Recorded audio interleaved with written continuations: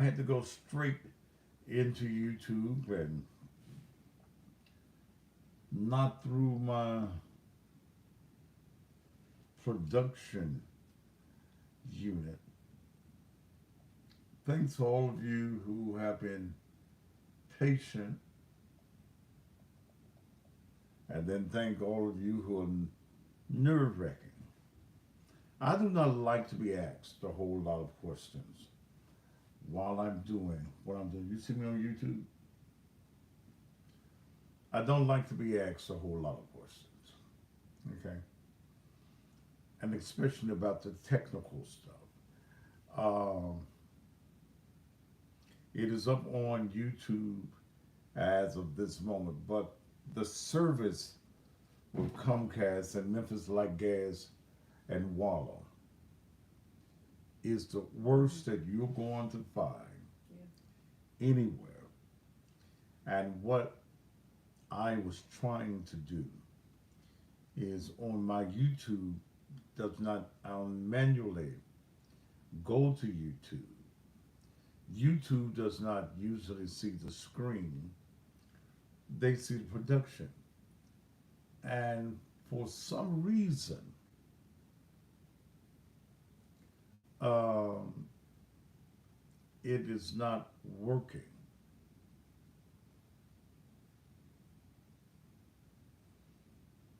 I don't need the microphone on, darling, because I'm talking to you direct, live, and in motherfucking color. I'm not coming through uh, the system. That's right, K. Michelle. You just shut the fuck up. Everybody can hear me that needs to hear me.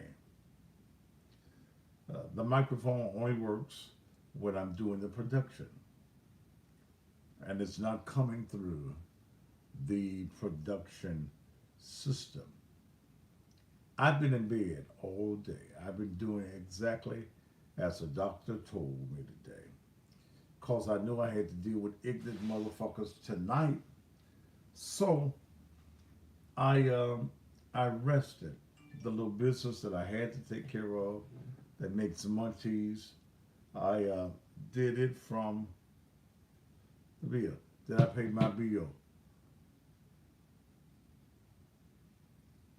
You gone. I don't joke with y'all. We're not friends. Let me just say this. We are not friends in real life. Okay? We're not friends in real life. So you want to treat me like I'm your goddamn friend. Some of you motherfuckers want to call me like we friends.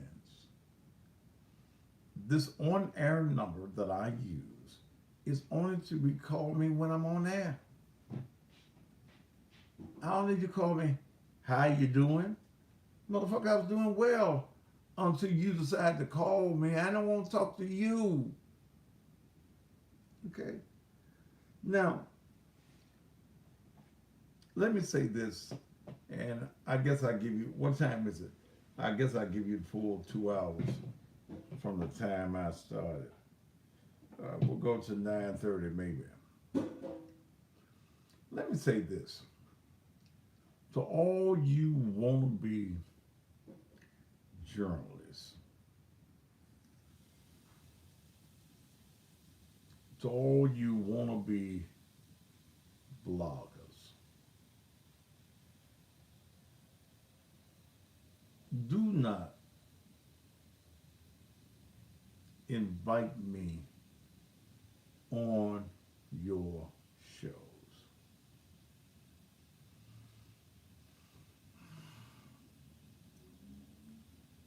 I am not a comedian, neither am I a clown. I am a seasoned veteran of this game. I was doing this while most of you were in your daddy's nutsack.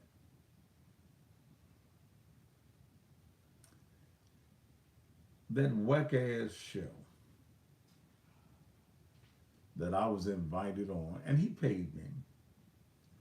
A friend of mine that does work for me as far as videography and photography is concerned called me and asked me about being on the show.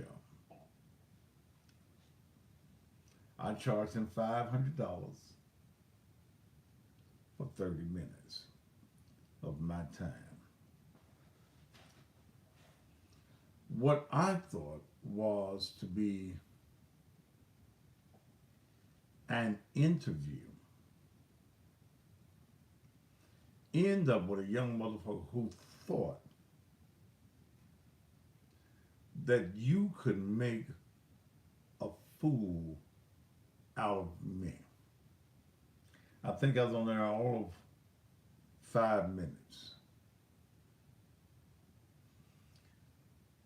Here's a guy, I'm talking about me, who's been in this business for 42 years, who has made a name for himself. Yeah, he did get cussed out. And the first question that you ask me is, have I ever bought some pussy?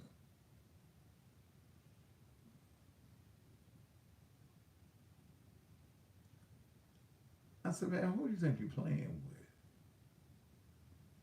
What is this? What you think you doing? You trying to get some numbers like all these other young motherfuckers do, using my goddamn name.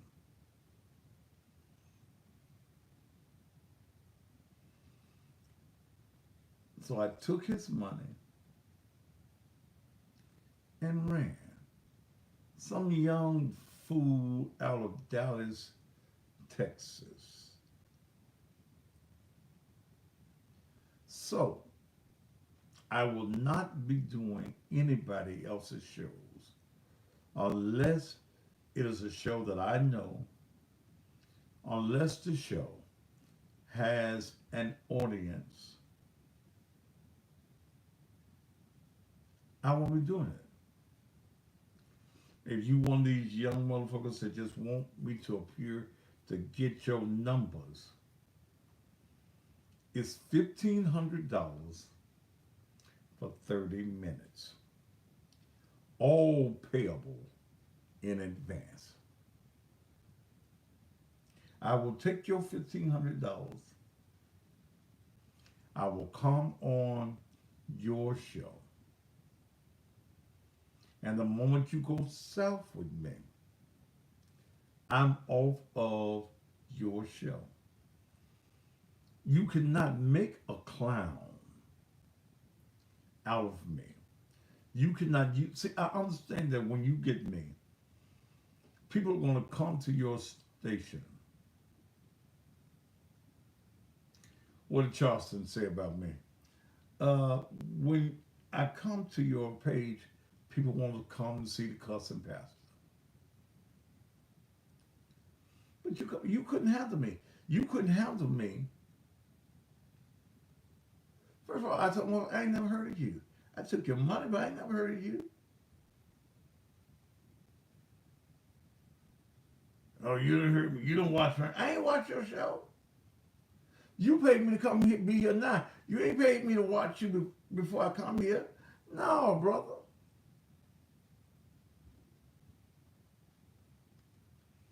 And I gave you a discount because of my friend.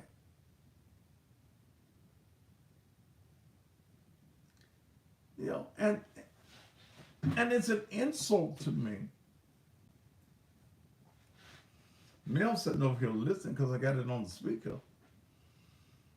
What's that?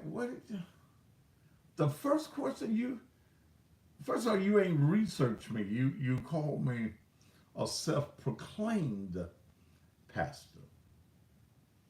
Not knowing that Naked Truth was not my first church, that I've been preaching since I'm about 16, 17 years old, that I'm licensed and ordained in the Baptist church, which don't mean shit. That piece of paper don't mean shit.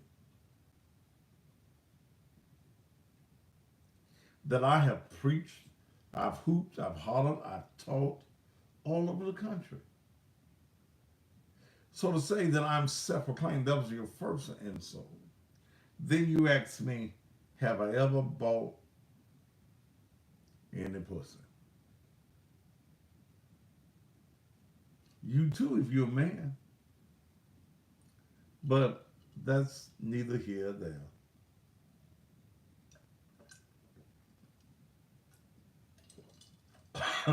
there's, there's some good lemonade. I'm drinking it too fast. Slow down.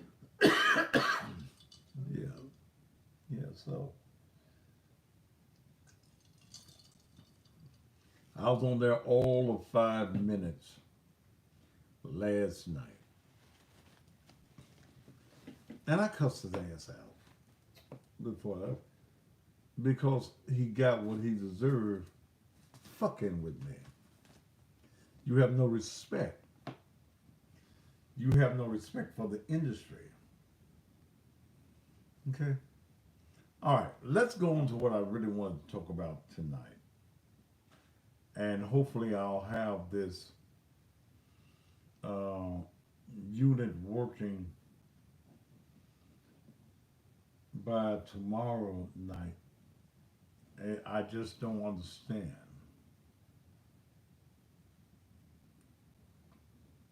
And any of you that watched me last night,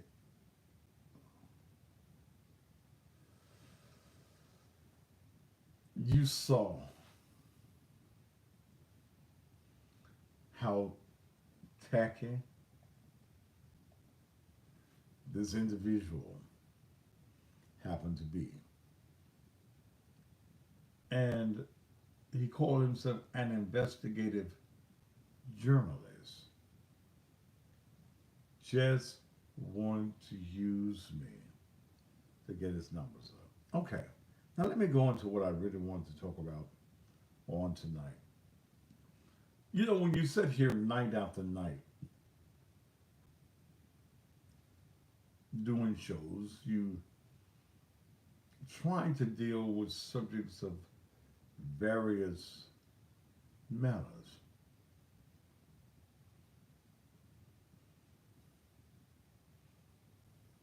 Okay?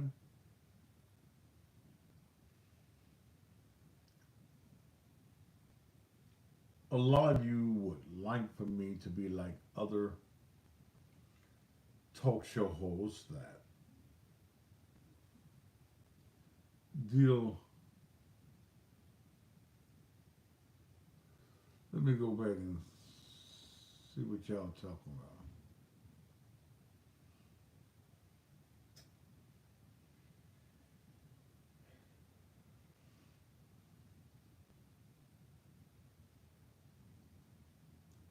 Nurse Hayes, bitch, suck my dick until we can create a conglomerate of baby centers. Bitch, you gone. I don't play with you hoes, and especially you hoes I don't know.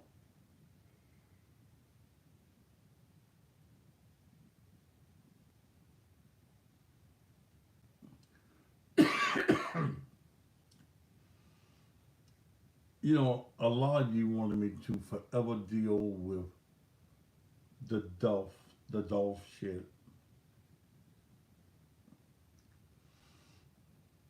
Ain't nothing about it right now that's newsworthy. I want to deal with things that are newsworthy to me and that I think is going to draw interest. I don't like beating a dead horse unless the horse is going to bring some life to what I do.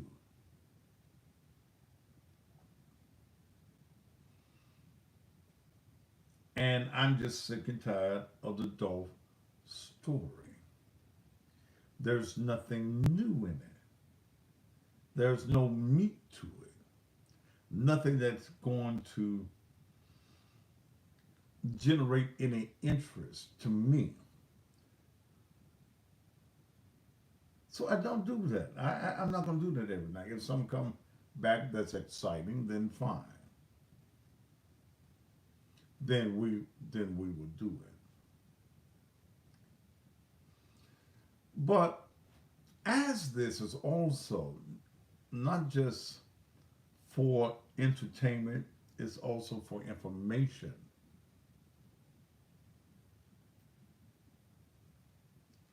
And if I see any of you on my page talking about Dolph, then you're gone. I don't give a fuck about who's not arrested and who's arrested. That's not of no interest to me. That's nothing that I'm gonna take 2 hours to talk about. Okay?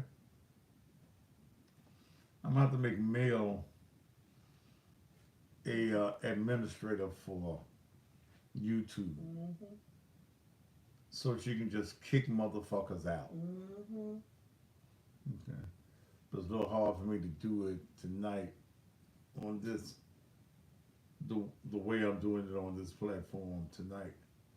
I can't even get my commercials up. That's my money. Um, but tonight I was reached out to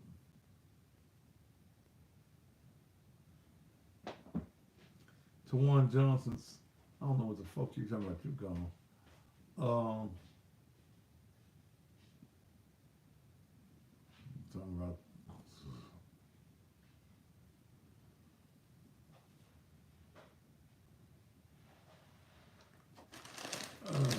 Let me pull this stand over here up a little bit so I can see what's being said over here.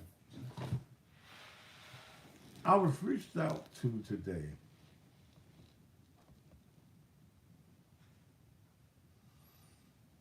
Yeah. Yeah, I'm going to make Mel an administrator on YouTube. Because some of y'all just fucking ridiculous.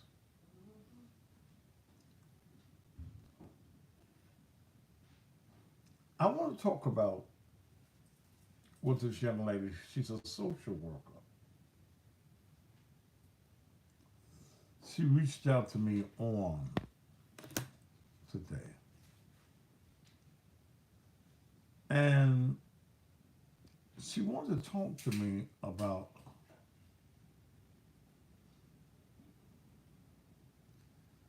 go and put something on the board so I can make you administrator. Okay.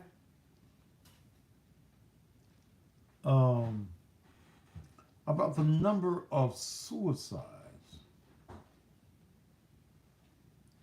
that are going on in our area.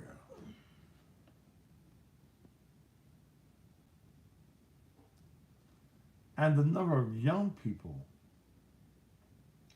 who are dying, who are killing themselves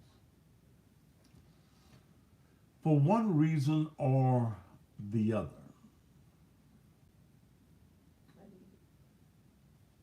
No, I don't need to buy to administrate for mail. Wait a minute.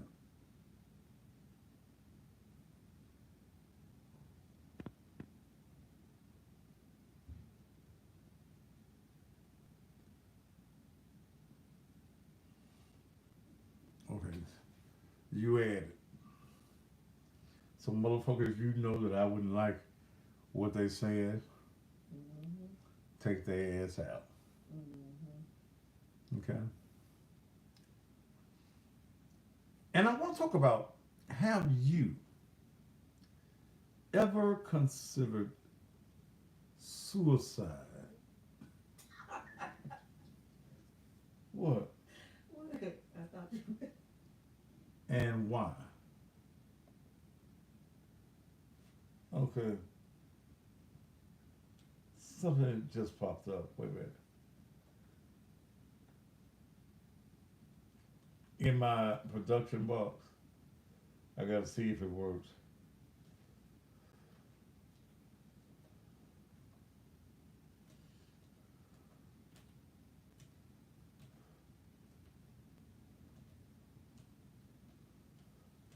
Comcast workers, um, my Comcast bill is about $300 some a month. Can I get some of my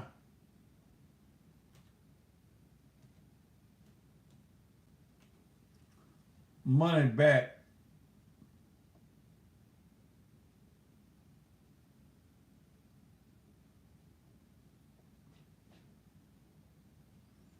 I sure would love to get some of my money, some of my monies back.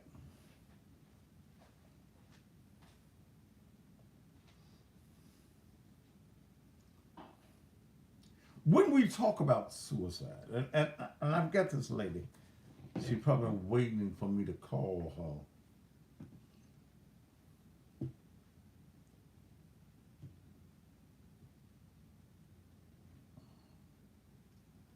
Um, Power on. Power off.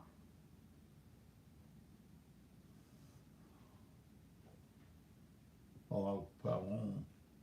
Power on. Power on. This young lady reached out to me and said that she's had Successful. 5 cases of, I guess, people either committing suicide or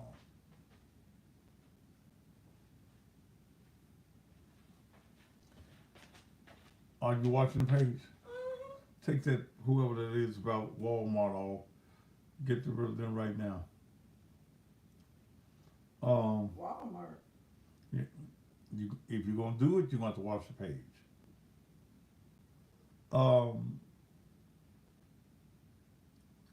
Why are people? What makes you want to take your own life? And again, is it a mental issue? Is it a depressive? And is depression mental? Okay. Can things get so hard that you want to take your life? And then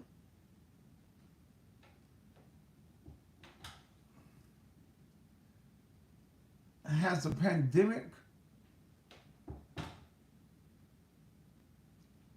caused people to get so disillusioned with life that death sounds better to them? Young lady that was on live, and I believe it was here in Memphis the other day, with 3 or 4 children in the back seat. She went live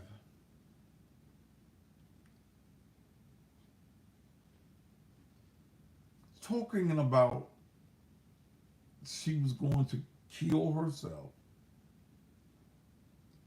and take her children with her. In fact, she had her children on the live saying bye-bye, say bye-bye, say bye-bye. I think that they caught up with her. But we find so much of that going on. I'm going to call Quita, who reached out to me.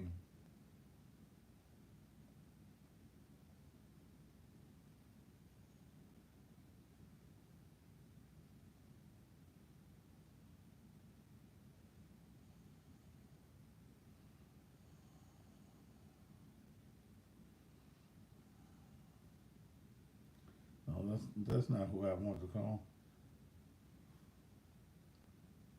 Let me go back here. 662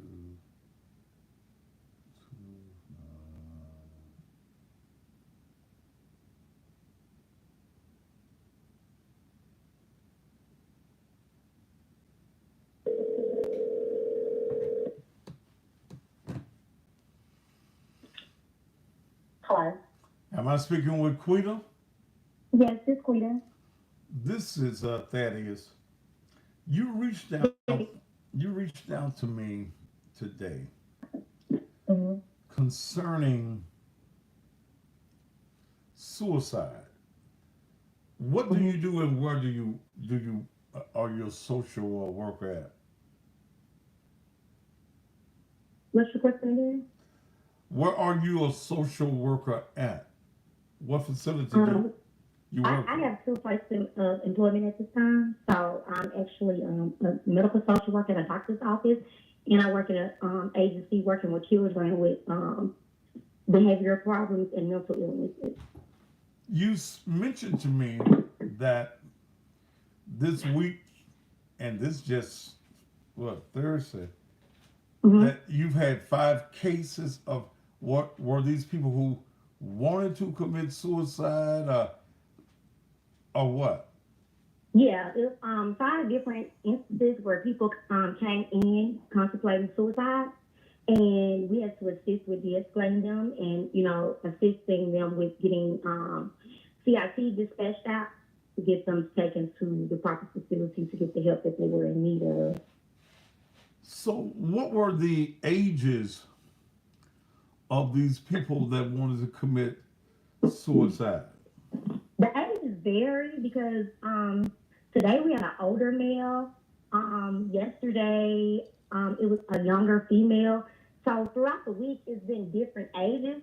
But what I will tell you is that in the past there has been statistics showing where the suicide rate has been high in men, whereas lately we're having a lot more adolescents and young adults, young teenagers contemplating suicide or actually, following through with it. So, what is the number one reason that you hear that people want to commit suicide?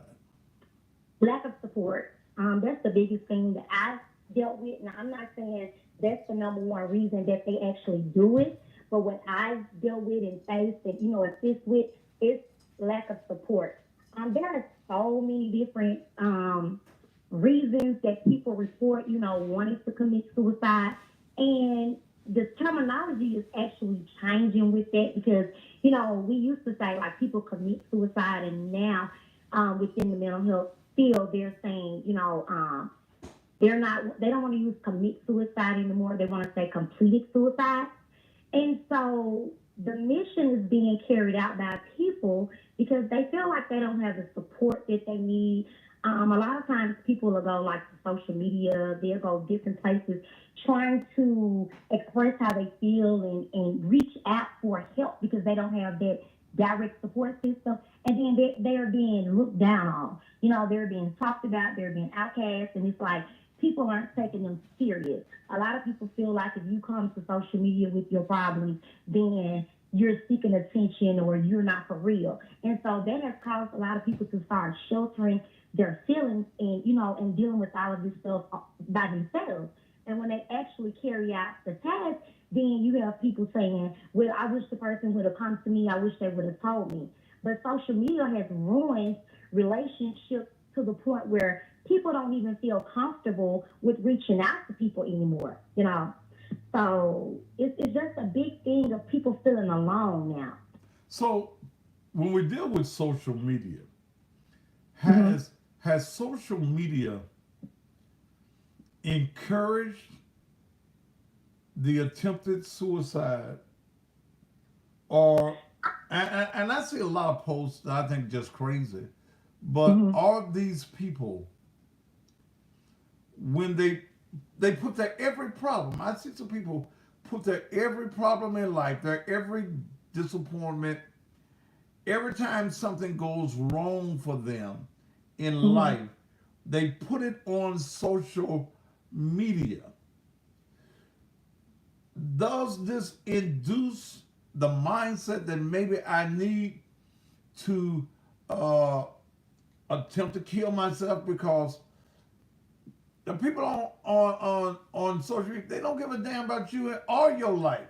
So is this an inducement to kill yourself? I see think that a lot of people that you see that's doing that, that's going to social media, posting every little thing that happens, every time something goes wrong, I've found just from the people I've worked with, they don't have a direct support within their home or their personal lives. You know, they don't have people or friends or family that they can just go to and talk to, so they vent. Those are the people that are actually reaching out and seeking the help without asking directly for the help. You know how a lot of times you hear people say, well, I wish I had known, or if I had known, I could stop them and this, you know, this, that, and the other. Well, a lot of times you don't know when people are actually suicidal because they've gotten to a point where they suppress their feelings to keep from being those people that you're speaking of that post everything on social media and talk about every little problem. You know, I know of a case right now where someone just committed suicide, and there are hundreds of people saying, I wish I had known why she just couldn't talk to me, why I couldn't be that person. Well, people are suppressing their feelings because they don't want to be looked down on. You know, a lot of people aren't seeking the help that they need because, for one, there's a stigma in the Black community on getting the help that you need within mental health agencies. You know, when you go to a mental health agency, and I heard you say something earlier about, you know, is depression a mental illness? You know, when people hear mental illness, they don't want to get the help that they need because nobody wants to be associated with the word mental illness. You know, and when you go to a mental health company or agency and you need psychotropic medications or anything to help you, you know, stabilize your moods or your thoughts or decrease the depression or whatever it is that you're seeking, those people don't want that label attached to them that they're receiving mental health services, so they look for help in other areas or other aspects of their lives. And unfortunately, for a lot of people, the only thing that they do have is the platform of Facebook and Instagram. And a lot of times you're right, that's not going to help. But there are some cases where some people have actually built up support just from social media. You know, so it all depends on how you use it and what type of crowd you have on your page. You know, what type of people that you're following or that you're allowed to follow you. That's your support team. And if you don't feel like you need social media for support, then that's not the place for you to go to with your problem. And, you know, it goes back to what I said about the lack of concern. I've seen where people will go out and help everybody else, and they have a family member that's suffering over here and dying slowly because they feel alone. They don't have food. They don't have money to pay a light bill. You know, they don't have whatever. But you have this family member that'll go help everybody across town and don't even think to check on their own relatives. You know, so it's the lack of support. But sometimes, can you bring this lack of support on you? You definitely can. And I've seen that. On because yourself. You have some people that don't prioritize, and that makes their living conditions worse. Now, isn't it also a factor? And I read a lot of these posts. Isn't it sometimes people bringing in or inviting you to their pity party? Isn't it also a factor that some of these people could prevent the things that are going on in their lives if they got up and did some things differently in their lives? That's true. That's true. But that goes back to the case that I spoke of when I messaged you about the topic. And it goes back to the young lady down in Jackson that committed suicide, the 15-year-old that committed suicide yesterday in Jackson, Mississippi. This young lady reached out and informed the teacher that she was suicidal. You know, how old was this young lady?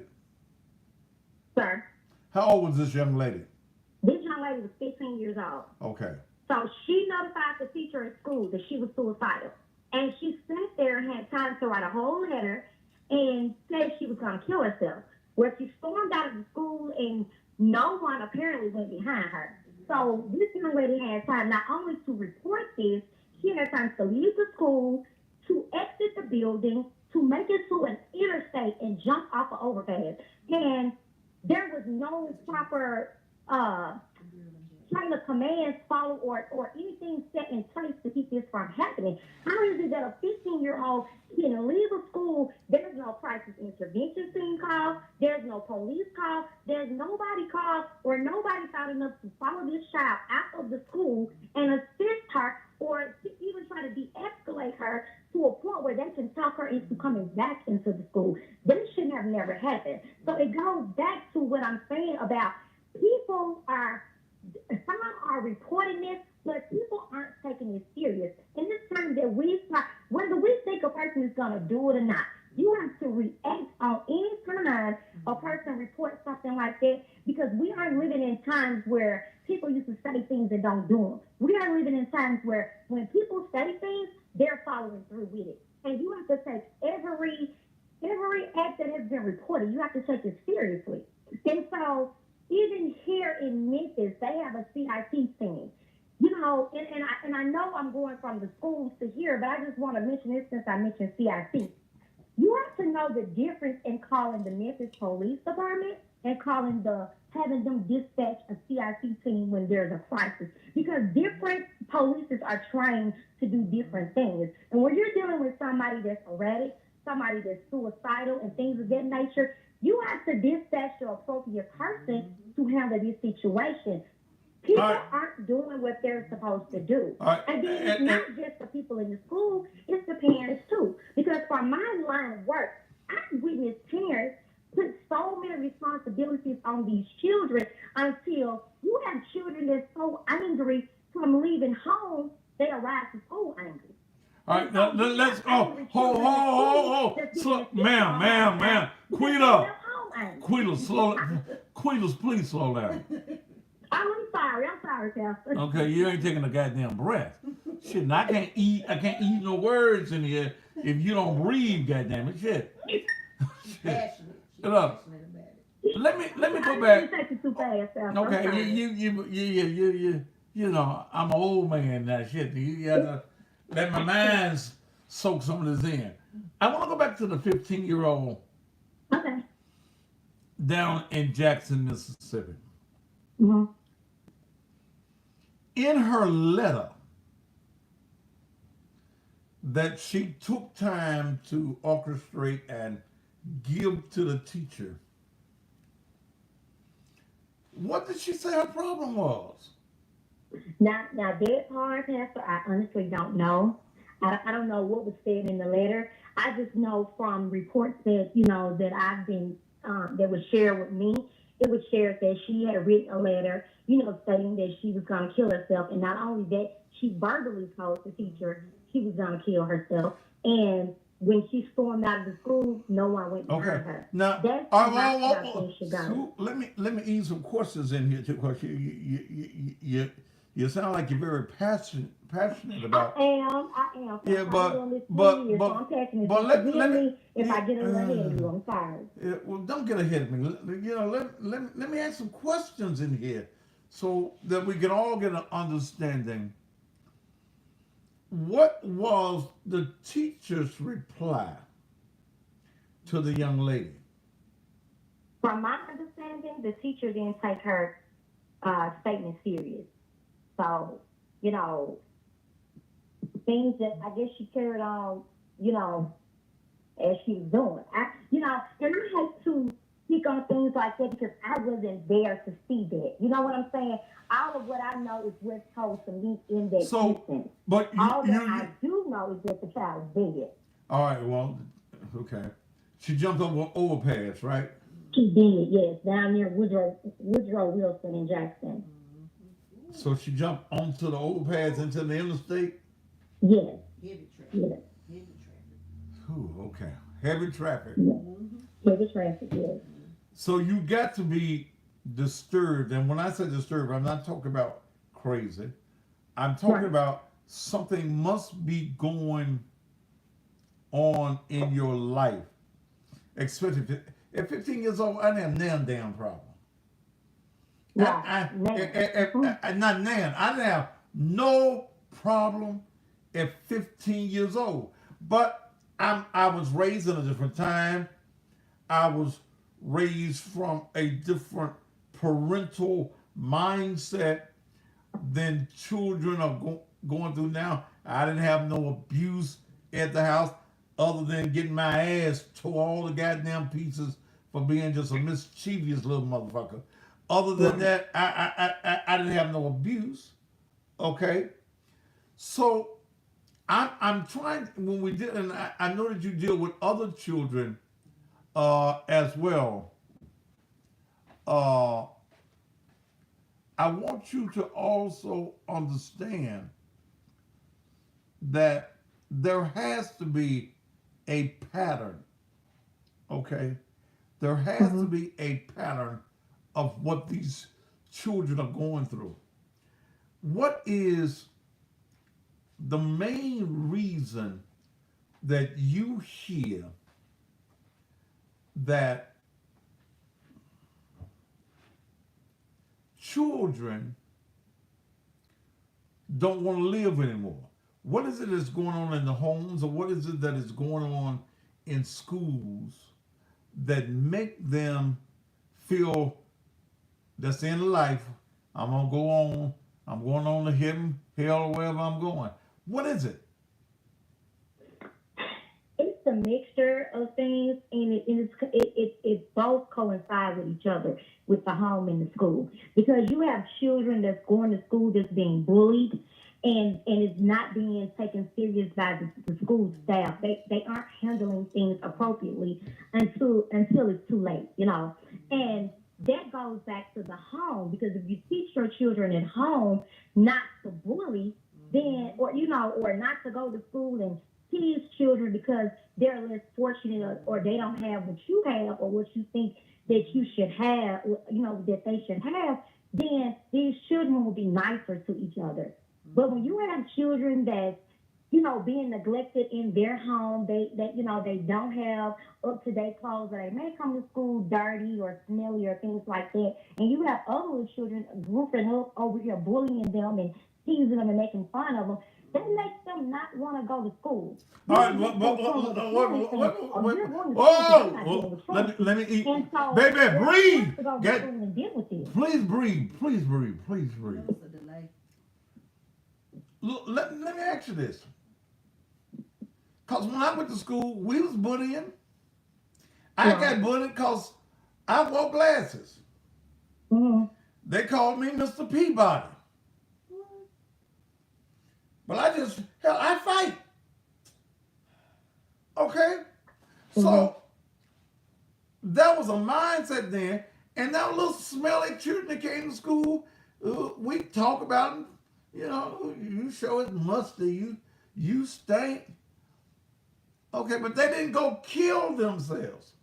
So are we saying that the mindset of children now are totally different? And who the fuck is this calling me? God damn it, from Glastonia. Bitch, I don't want to talk to you. I'm talking to somebody. I'll go somewhere. Yeah, DJ Smooth. You called me after the show, man. Yeah. Yeah, they called me Mr. Peabody. After that little cartoon that was on TV.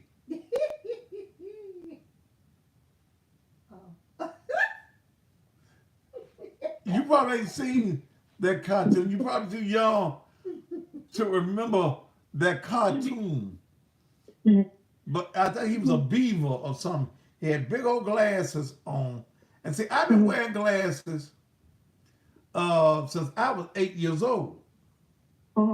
Okay? But I just cuss you out, or we get to fight, or whatever.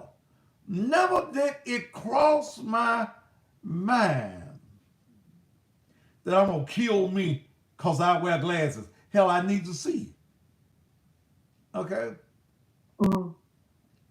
So, in Jackson, Mississippi, when we look at that problem, there's a greater problem.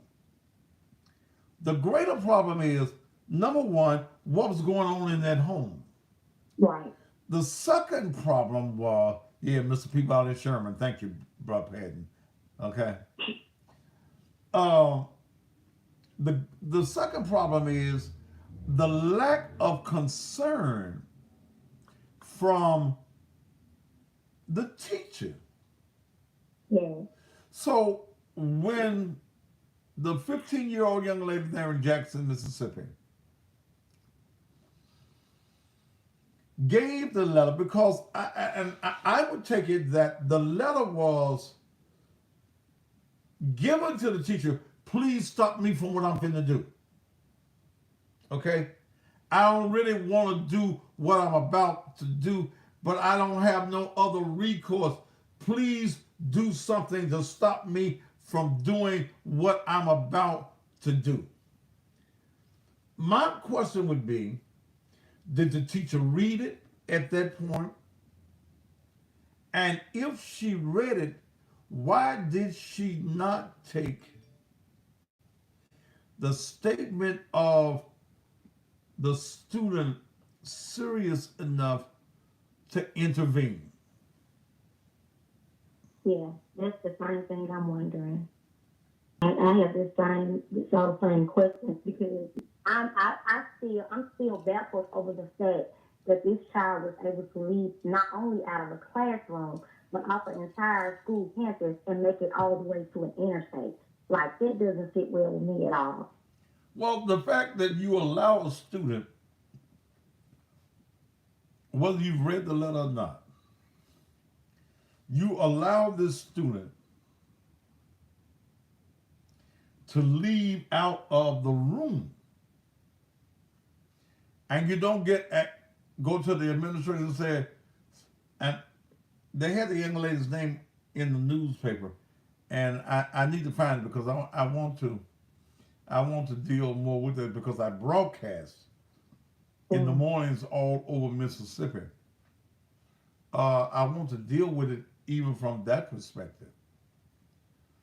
But I want to know, why is there such a lack of concern from administrators in these schools when it comes to dealing with the mentality of our students? Because I'm sure that this was not her first time telling a teacher or somebody in the school. She had told somebody before. She had reached out before and told somebody, and nobody listened. Yeah. But again, I go back to the question. What can be so disheartening for a child that they want to kill themselves? What? What can the problem be? I've heard about the sexual abuse and things of that go on in the house. But other than sexual abuse, what can be so devastating in a child's life that they decide that death is better than life? In my 20 years of doing this job, that's the question that I still have right to this day. And not only what could be so hard for a child, what could be so hard for anyone, that it results in you taking your own life instead of trying to find, another way to deal with it. And that's just, the problem. That's just the question that a lot of us have. Like, what is causing this to happen? And that was my reason for, suggesting the topic to you, because I'm like, what is going on that's causing so many people to want to take their own lives, life. I'm sure that someone connected rather with that family is going to sue that law, that the Jackson school system. As they should. As they should, yes. Um, because under the law, that while the child is in their care, they're under the custody of the school system as a parent is, and that they have a right, they have the ability, they have the responsibility, rather. Yeah, I believe that is the name. I can't say that for me. A Carrier McClinton. Okay. Um, the system should be sued. The teacher personally should be sued. Yes. But again, when we talk about this, is it based out of depression or is it a mental illness? Does a mental illness have to be in place for you to even think about that? People associate depression with mental illness and all this, but a person can go into depression and not have any mental illness diagnosis. You know what I'm saying? It's not like they have to be bipolar or schizophrenic or anything like that. Situations in life can cause a person to become depressed. And after a person is depressed for so long, it can turn result into suicidal ideation for them, and that's when they follow through with completing suicide. Mm-hmm. And so that's the thing about the Black community. When they first start dealing with depression, they don't want to take a hold on it and get the help they need because they don't want it to be said that they have a mental illness, and that's not the case. You can get the help you need without being mentally ill. It doesn't make you mentally ill because you're dealing with depression and you need some type of cancer to help you cope. Let me reference something I see somebody putting on Instagram. Okay. Some forget God. God don't like quitters. That's a very stupid remark, brother. Some forget God. These children at 13, 14, and 15 years old, they don't have no relationship with God. Okay? They have no relationship with God. That's a foolish statement, brother or sister, whatever you happen to be. That's foolish. They have no relationship with God and God don't like quitters. That's as foolish as the statement that I've heard you holy rollers making about the fact that the only thing that God don't forgive you for is self-murder. You give me the scripture and the verse for that one. Okay? But that's an ignorant statement, and you can't even say, now you're saying you're talking about the parents. How can you speak for the parents, brother? How can you not say that the parents, not knowing them, that they don't have a relationship with God? That's foolish, brother. And you holy rollers, those of you who are so heavenly to you no earthly good, that's the bullshit that y'all come up with.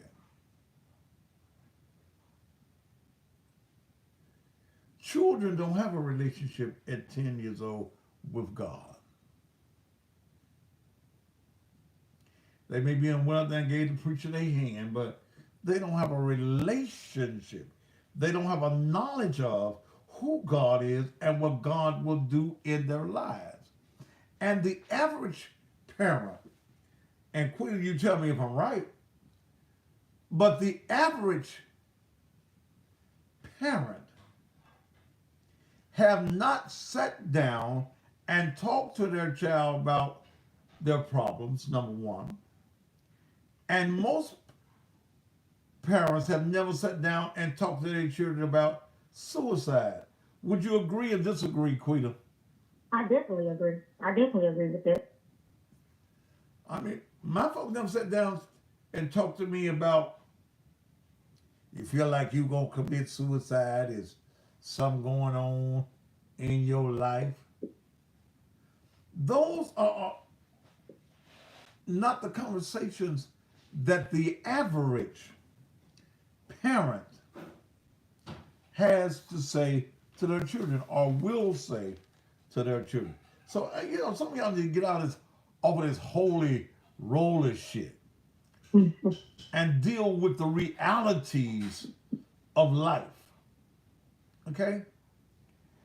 Yes, there are some decisions that are being made in homes that are not real good decisions.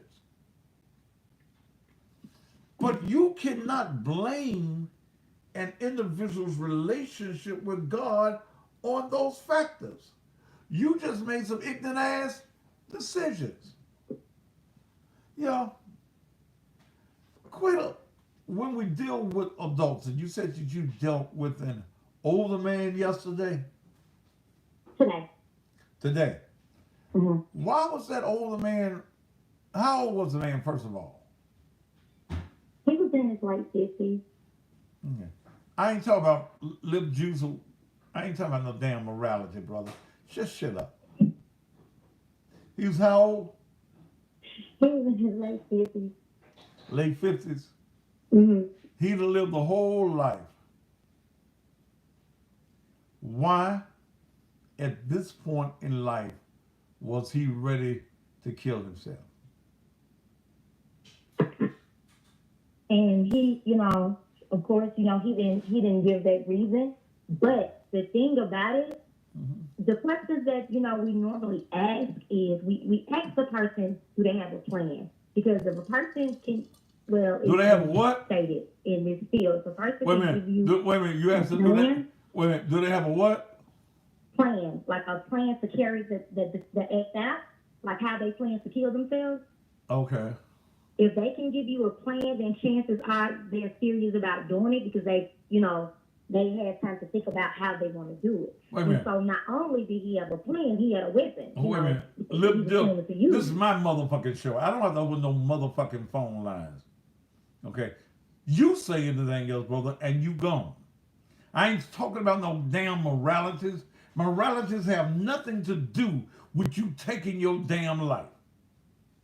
And especially a child. So shut the fuck up or get the fuck off my page. Now go ahead. Yeah. I was just saying that, he had, not only did he have a plan, but he actually, had a weapon that he was planning to use that we was able, to confiscate off of him. So, wait a minute. That's the thing about it. People actually have a plan and when he came, carrying out through, beep, tweet. I'm blowing the whistle. God damn it, let me say something, Quita. You said you asked them, do they have a plan? Mm-hmm. So he had a plan? Yes. He came to your office or wherever y'all met it with the weapon? Mm-hmm. So if he had a plan, why did he come to you instead of carrying out the plan?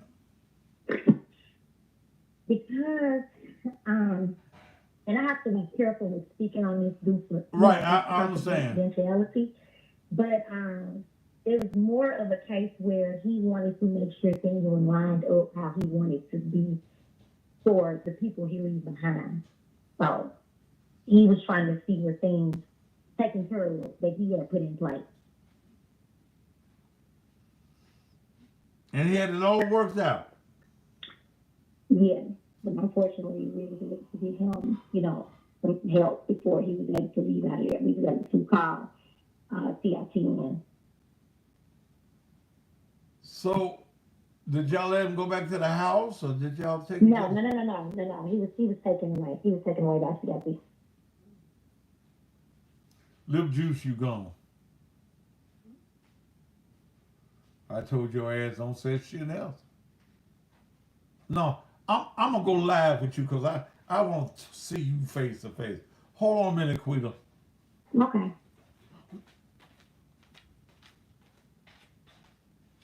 Lip juice. and you a man who's named Lip Juice. Come on, Lip Juice. I push the button on you. Lip Juice.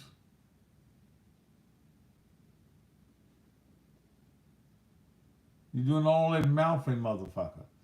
Lip Juice?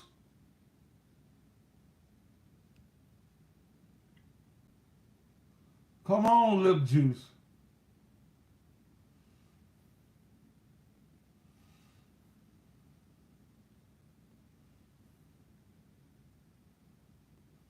I said, come live with me, motherfucker. I hit you live. Or you unable to join, then you unable to stay here. You doing all that mouthing on my page? Lip Juice. I wonder about a man whose name is Lip Juice. Shit. Go ahead, Quita. Yeah, I said it. I can't remember the last thing we talked about.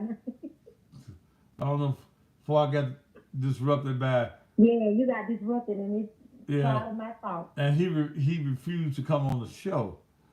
He talking all that shit, but I got a problem with a man who goes by the name of Lip Juice.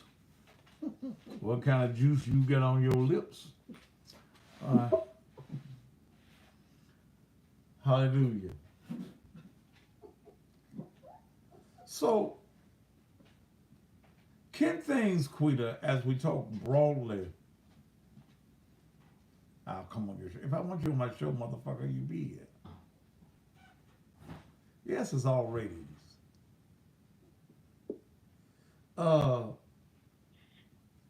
As we talk broadly about suicide or attempted suicide,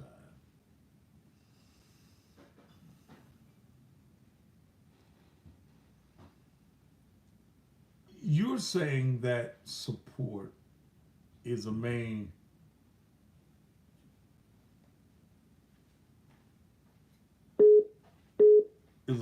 reason. And whoever's calling me, please don't call me. You're going to be blocked because you hear me in the middle of an interview. So don't call me, Grand Prairie, Texas. I don't want to talk to none of you Texas motherfuckers tonight. Go kill a stir and have you some dinner. What is the number one reason?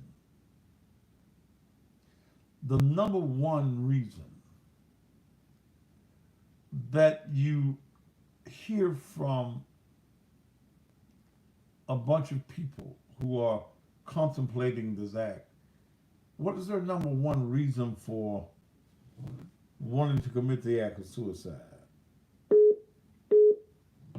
A lot of people that I encounter contemplate suicide because the lack of finances, that plays a big role in a lot for people. So the lack of finances makes them feel like when they don't have it and they don't have nobody to get it from, then they don't have support. And it just goes hand in hand, finances and support. Those things make a lot of people feel like because they don't have, what they need, they don't have nobody to help them out. Money? Money plays a big factor in people mood. Money, I have encountered so many people that get severely depressed when they don't have money because it causes them to stress about paying bills, about providing for their children. It's a big strain on people because when they don't have it, it's sad. We're in a time where everything revolves around money. And so when they don't have it, they have to go without, and that causes problems within the household. So, wait a minute. Not having money. You still there, Quita? Quita?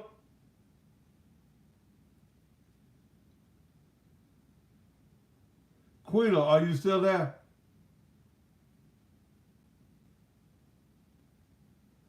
me call her back. I was trying to go on airplane mode while I was on the phone. Did you do your airplane mode? Huh? Did you do it?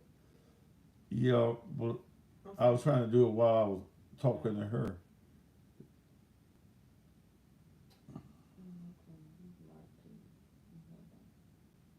Oh, this is beginning to be fun.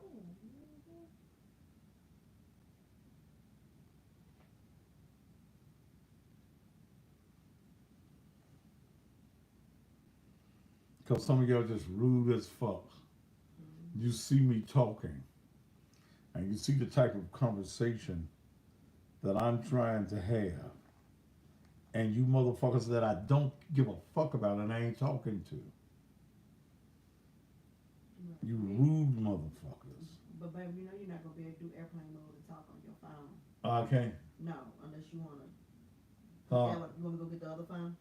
no, don't get to the phone. Okay.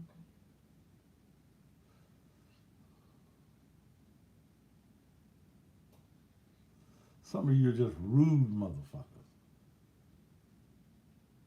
I wish your mammy would grow some hair.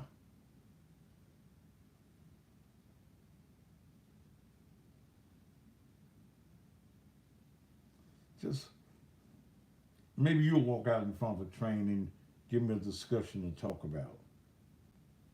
Lame brain motherfuckers, you.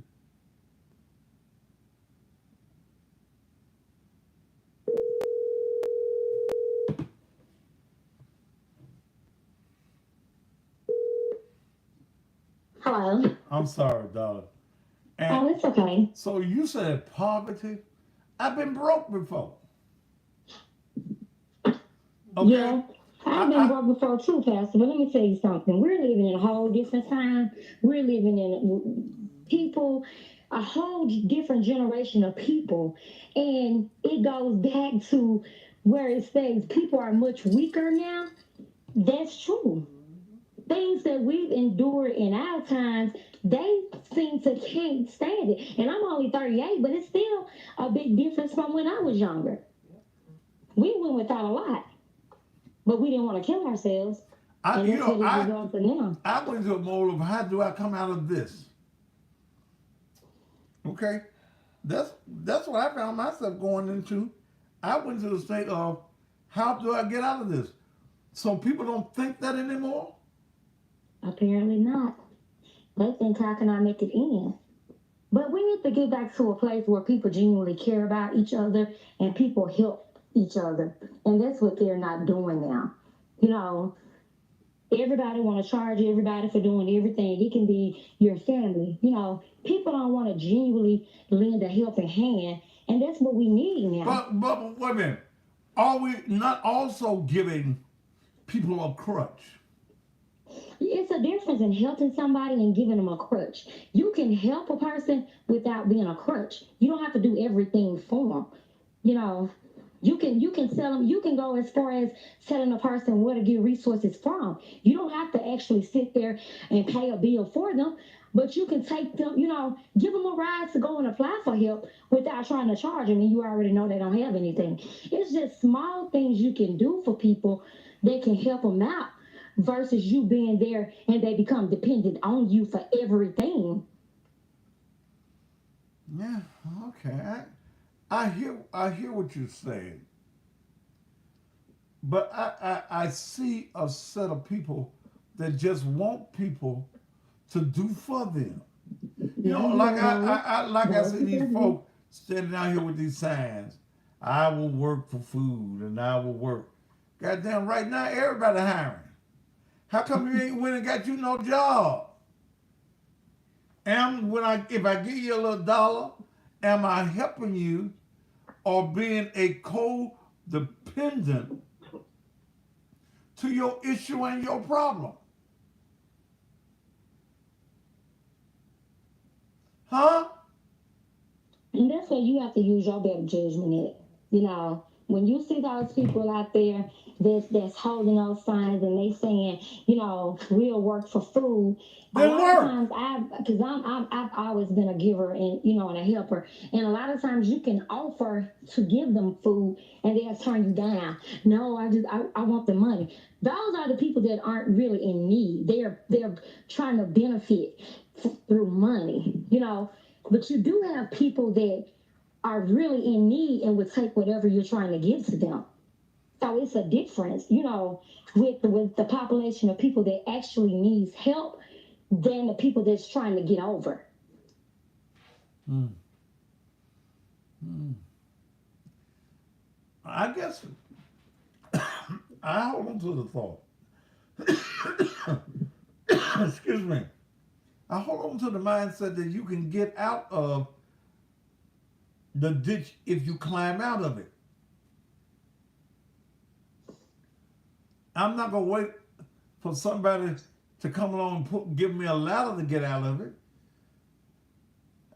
I'm gonna be trying to get out of the situation that I'm in myself.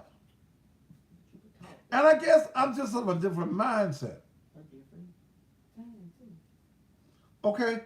I'm not of the side of the mindset. First of all, I ain't never had the thought that I wanted to kill me. Now I've had the thought about I wanted to kill some other people's. Me too. Yeah, I've been homicidal, but I ain't never been suicidal. Okay? Yeah. I've been broke. I've been poor. I've been despondent. But I always wanted to do something to get me out of the shape I'm in. Okay? Mm-hmm. And never have I thought about shooting myself. That shit gonna hurt. I ain't never thought about jumping off that bridge because, see, I think that a lot of folk that have jumped off that bridge, that in between that jump and hitting that wall, changed their mind. Okay? I see people kill themselves over a man or a woman. I don't understand that. I, I, Neither. I don't understand that. And I'm just of the mindset, before we get to children, of grown folk, you just want to die. You didn't want to work. You didn't want to do what was necessary to pull yourself out. I'm a little bit more sympathetic when it comes to our children who have not had the chance and to do the things in life that they need. They haven't been taught. They've had no one to teach them. Then I'm sympathetic for you. But old ass grown folk, as old as me, hell, you're damn near dead anyway. Why you want to rush it? Because you ain't got no money. Okay? Mm-hmm. I don't understand. I really don't understand. Quita, I might do a part 2 on this show. Thank you so much. I want to hear from some of the people and let them call me and see what they say. You got something that you want to say to this, send it to my inbox. Yeah? Even though I'm in Facebook jail, my inbox, my messenger works well. Yeah. Okay. Thank you so much. Thank you so much. I appreciate you for having me on. All right. Thank you. Bye-bye. And this has been an interesting subject. Very interesting.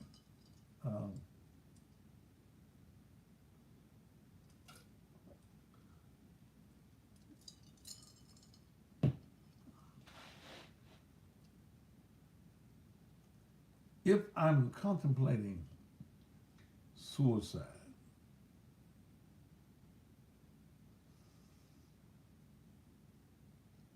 is my constant conversation about it a form of reaching out?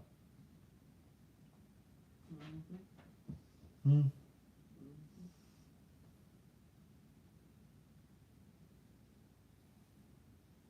Yeah.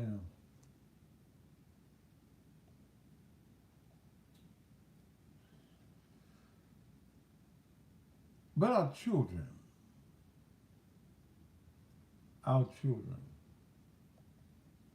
and I guess that's where my thought comes from.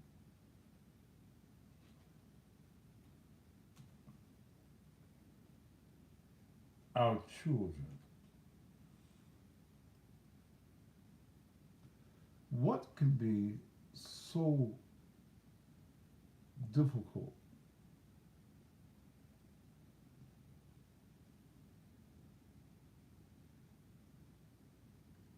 for a child?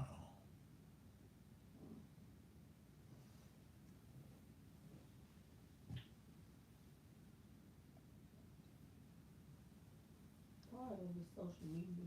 Huh? Part of it is social media. Is social media, I want to check something out. Something just came back up on in the production box. Is social media that damaging? Mm-hmm. Social media that damaging. Okay. All of you that's on YouTube, you can go to the production page. I got both of these pages running at the same time. It finally popped back in. I got both of these pages running at the same time. It finally popped back in. Oh, yes.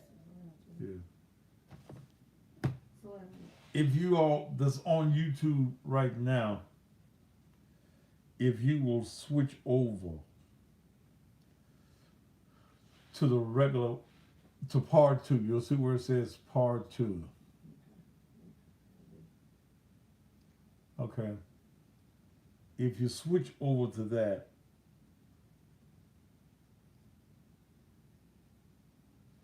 you can see what I'm, the production page, and you can get off this green screen.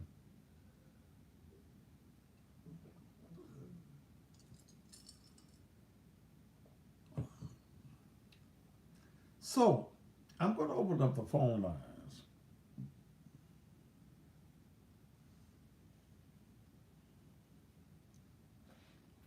And I'm having, those of you that want to, if you want to stay right here on this particular page, but as I've been sitting here talking and listening to Quita, who's originally from Chula, Mississippi, she now lives in Memphis, is social media destroying the minds of our young people? And again, I've had to wonder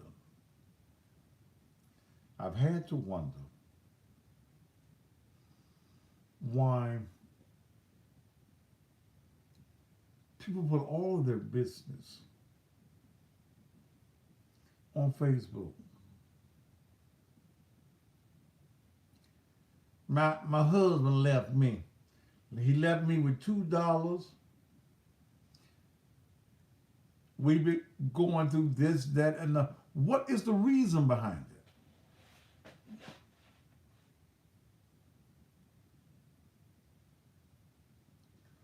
What is the reason? Yeah, I see y'all leaving the green screen, going over to where it says part 2. Okay.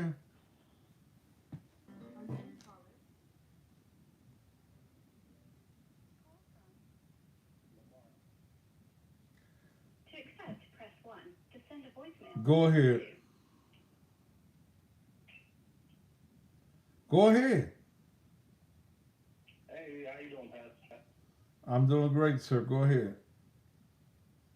Well, yeah, I just want to first off say that I enjoy your show. Yeah, hey, by the way, this was Lip Juice on Instagram, but you blocked me, and then I just totally respect Okay. the show and everything. Then, sir, You went on YouTube sir. yeah. If I blocked you while you called me, that means I don't want to communicate. Because I listen to you and I listen to your word. I think Okay, you speak some but real if shit, you and listen that's to my how it works. word, you heard me tell you to shut up, didn't you? Didn't you hear that? Hey, what did I say? I said, all right. And so I let you start And talking. then you I keep agree on with talking, you. brother. Damn. Our conversation is over, okay? Have a good evening. Sir. Our conversation is over, brother. If I block you one place, that pretty much means I don't want to talk to your ass at all. If I say something to you once or twice on Instagram, and you continue the conversation on that, there's no communications we can have.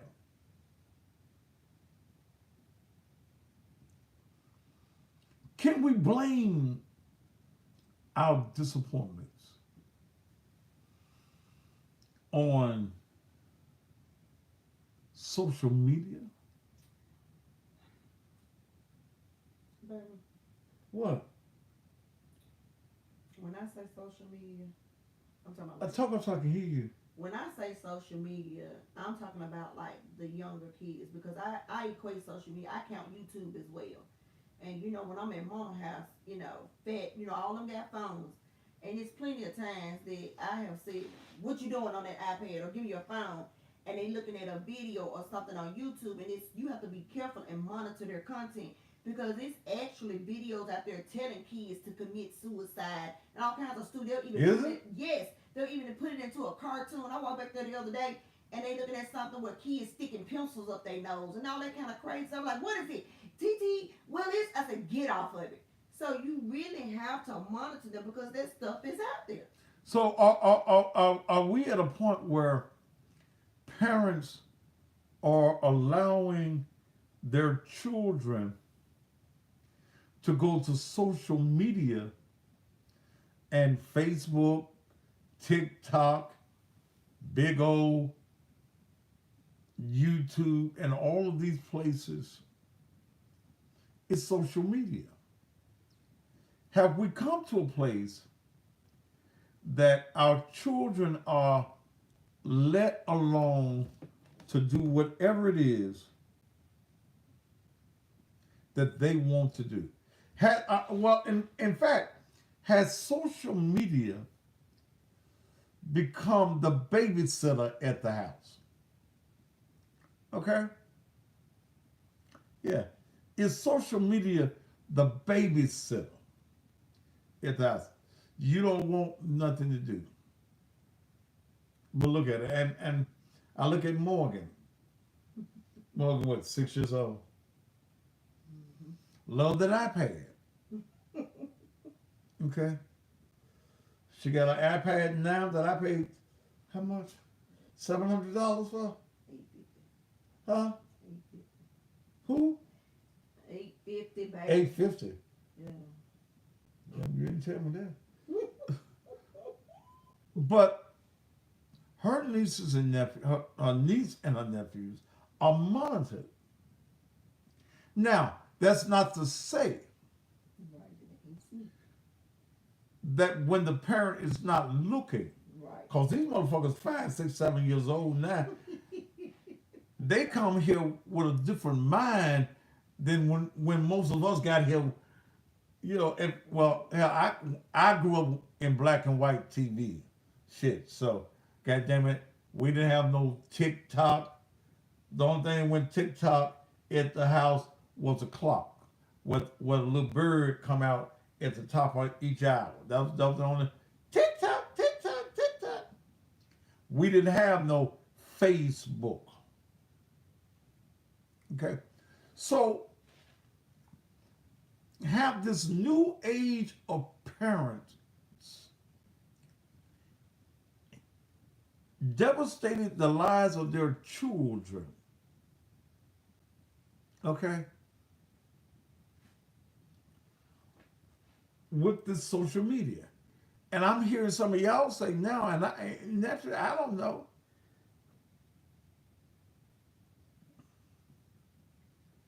They got things on how to commit suicide. Yeah. They had this it was real about a year and a half ago. It was some video. I forget what they called the little character or whatever. They were telling people like, you know, be careful and make sure don't let your kids watch it because he was basically baiting kids in and telling them to do all that old stupid crazy stuff. Then you gotta think about them games, you know what I'm saying? These live feed games where you got these adults, they playing these games and they playing the games with 7 and 8 year olds and they hearing all this language, all this cursing, all these conversations, you know, because there's no way for the game to depict what age you are. Mm-hmm. So you got grown men and women playing with children and they talking, they cursing, because it's been several times I went back there and took Fat Fat's microphone off his head and told them little boys, I know your mama said I'm here ready to call them, let them know that you're doing this curse. Oh, I'm sorry, Miss Melanie. I'm like, try it again. You know, if they keep on, TT is not me, I'm like, get out the game. You know, because you, first of all, why are you playing with adults anyway, or even teenagers? So you really have to monitor them, because if you don't pay attention, they'll hear all kinds of things. Well, I forgot the folk can't see me on. I went to the new thing.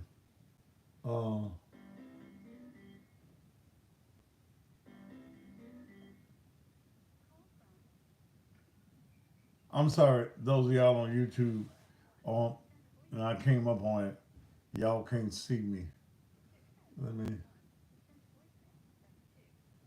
push this. Okay. I'm sorry. Because a lot of y'all still on the other one, and I'm gonna let both of them go. I'm gonna stay here to 9:30 since we didn't get started till late. And you know, I think I'm going to do a show on the effects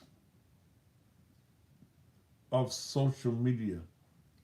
But the effects of social media is not just on our children, but the effects of social media is on grown folk as well. Okay? Many adults spend your life on social media. Many of y'all working for the good white peoples. And every chance you get, you're supposed to be doing the white people job. But you can't stay off of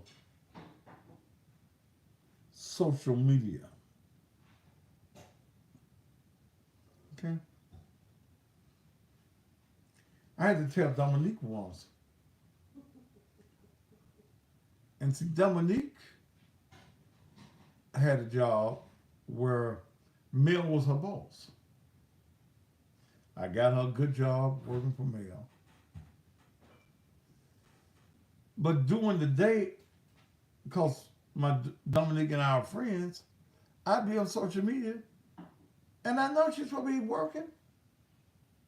So I called Dominique, what you doing? I'm working, Daddy. No, you ain't. I see you posting. Okay? A lot of times I've known things that were going on in her life secondary because she's already posted about it in Facebook. So we can't just say that the ill effects of social media is just our children. But that's a whole different show. We're dealing with suicide. Okay? When we see young people on social media discussing they're being bullied and things of this nature, is this a sign that some adult need to be involved? Okay?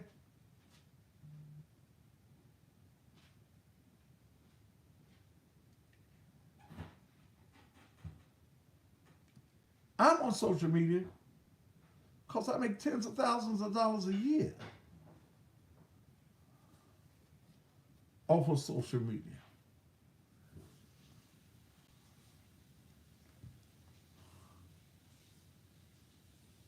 It's a mechanism for me to make money. And I make a ton of money from y'all watching me. Especially after I came off of cable TV.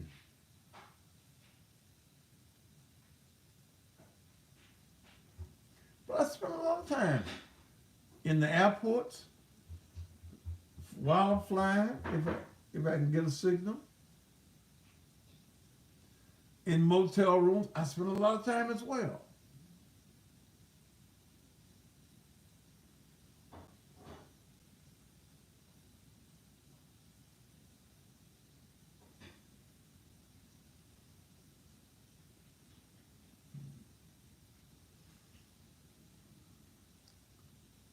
But when we go to suicide,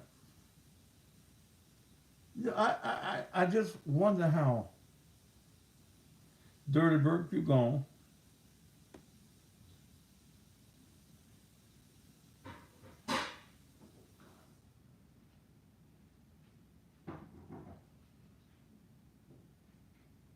But it's up to you. I think a lot of things, when we start talking about people needing support systems,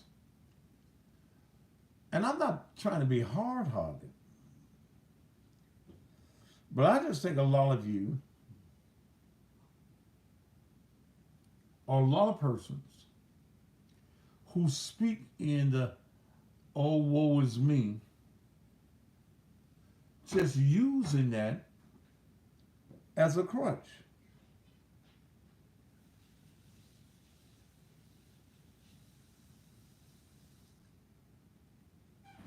Don't nobody love me. How much do you love yourself?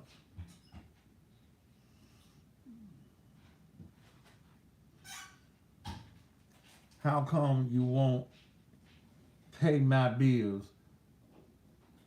Don't you think I saw Shelley? I didn't actually just bring anything up. Okay, I'm looking at the page.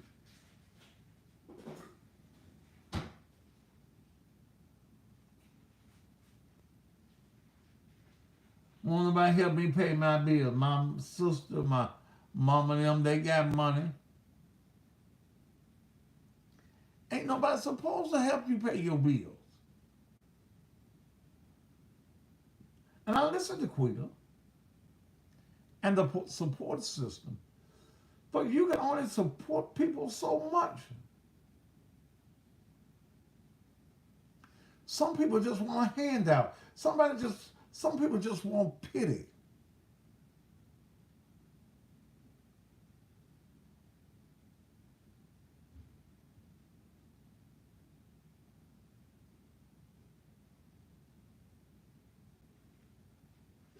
But thinking about it, you're still going against the original design for social media. It wasn't created to make money or to be a place to put. No, yes, it was made to make money off of. Social media was designed to make money.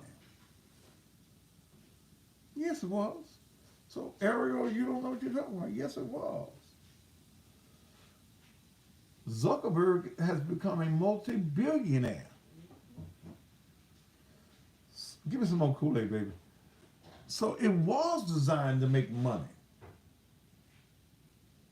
And I use it for what it's designed for, to make me money.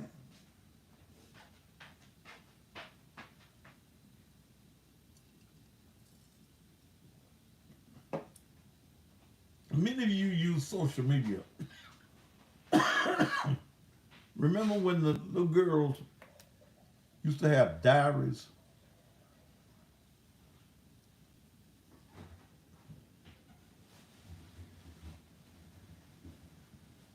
Social media has become your personal diary. Y'all give all your business on social media. All your business. Ain't no secrets going on in your life because you've given all of your business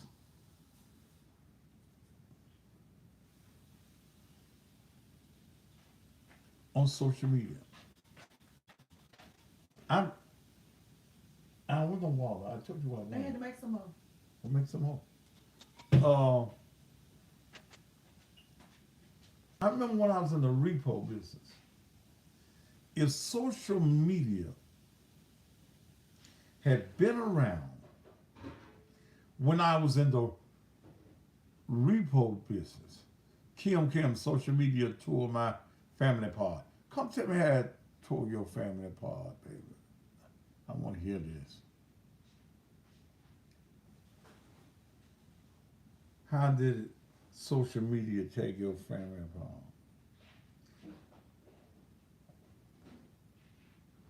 If Facebook had been around when I was out repoing cars over 20 years ago,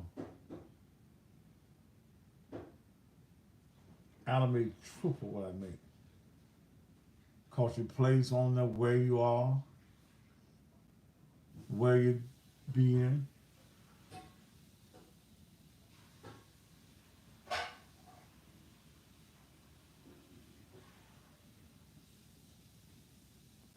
Or you decide, why you decline? You come on my page with it, then don't put nothing on my page. If you don't want me to come to you, then keep your goddamn business to yourself. It destroyed your family, okay.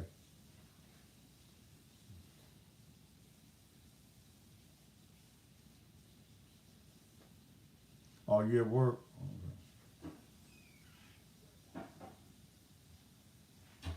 okay. Y'all let it locate you. So the repo man is looking for your car.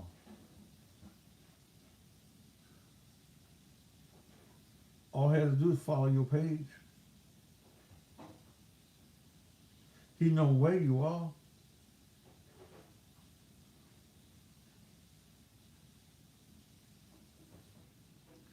But I'm just at the mindset, and I don't mean to be disheartened.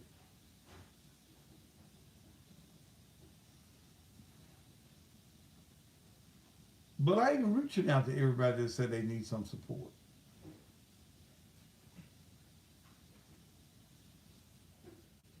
Okay.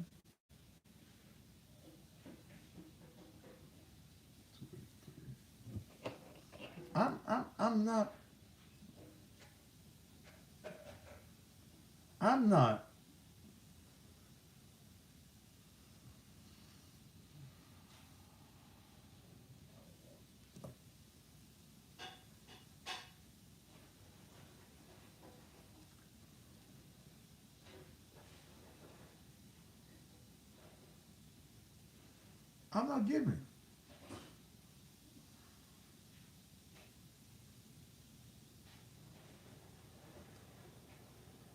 I'm not giving to everybody that's got a cause. Everybody who's got a utility bill.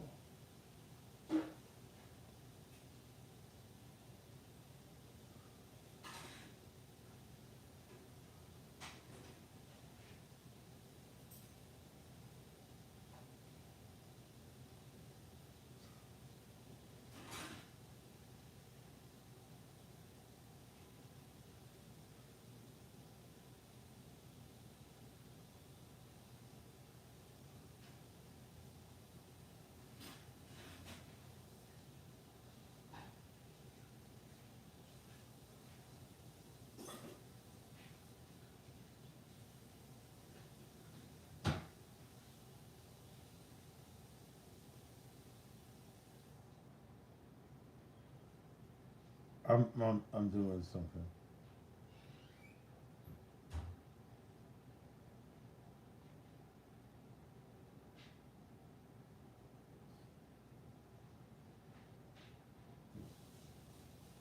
Okay.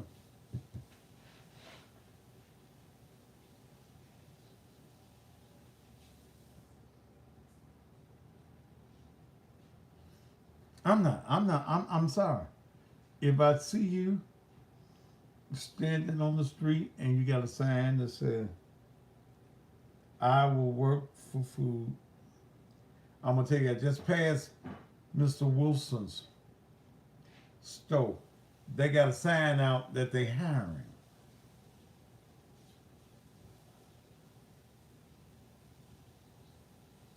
Going down the, in fact, do you want me to drive you down to Mr. Wilson's store? They give you a job.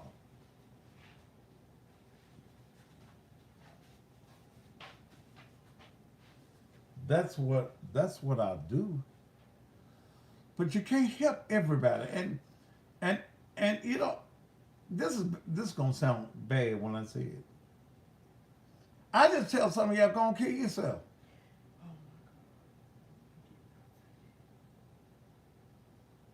I I I, I do. I just gotta tell you, if you as old as I am,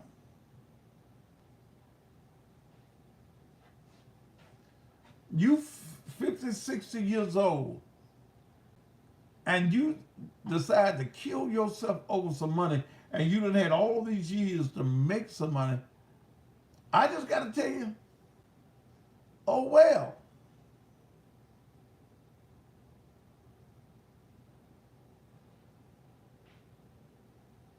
What can I do for you? Ain't nothing I can do for you. I've had to work for what I do.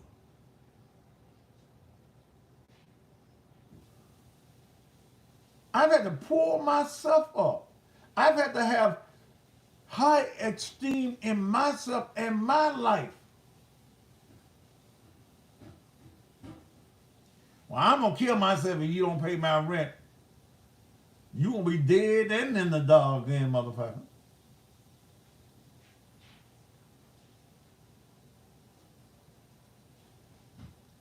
And for many people, it's a con.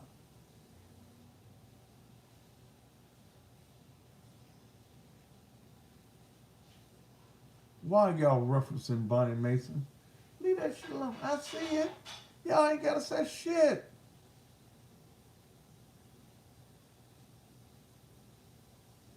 Get up off your ass and go do what I do.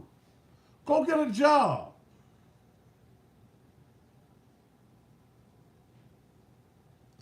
And then some of them don't want no job. They want somebody to give to them. They're getting crazy checks and disability checks, all kinds of checks.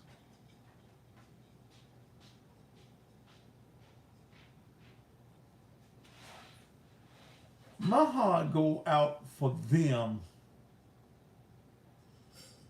that are children. I go out for that little 15-year-old child. Somebody failed her. The first failment came at the house because she wasn't comfortable enough to go and talk to her parents or people at the house.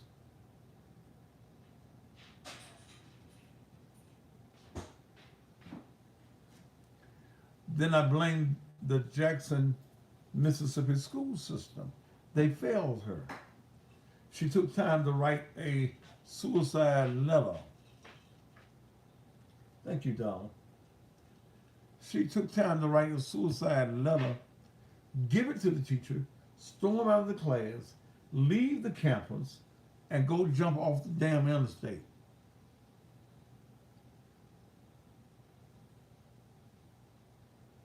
Don't you know somebody should have stopped her?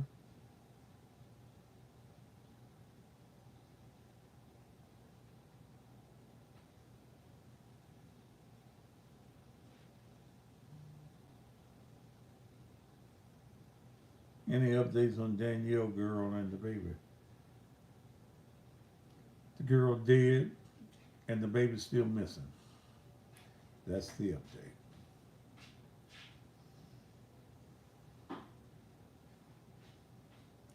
My daughter wants to give every homeless person she sees, but hell, we one paycheck from being homeless too. You can't save everybody. And you got to come to the realization you cannot save everybody. You can't save anybody that do not want to be saved.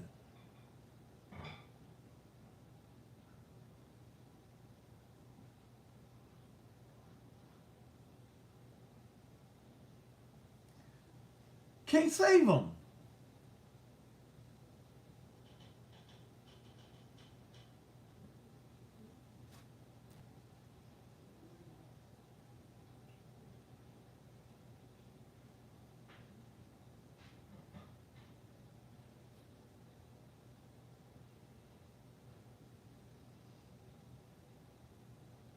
You got to change your focus.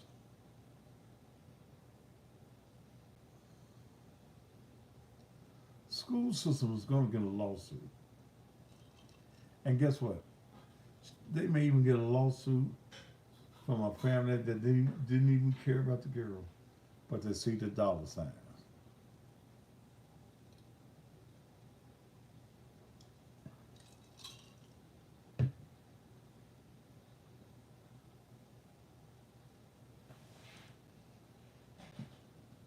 You can't carry everybody with you.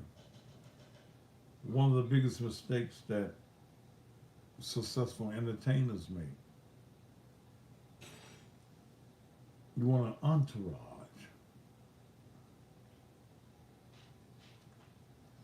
I was listening on Facebook today. Magic Johnson gave a statement. One of the greatest pieces of advice that he got came from Muhammad Ali. And the statement was, don't hire everybody that calls themselves your friend.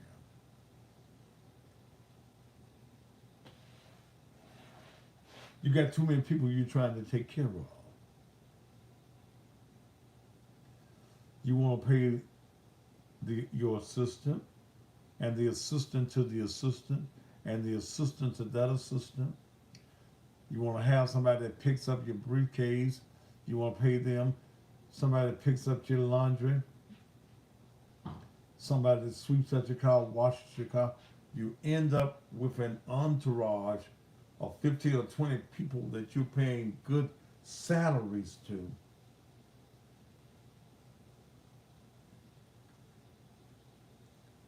But you're spending all of your monies on people that will not be with you. Yeah, MC Hammer did learn that lesson. How somebody pick out your outfit, help you get in your clothes, to just walk with you.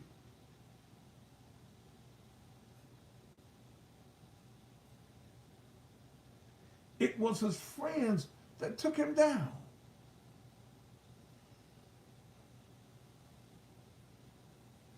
His friends.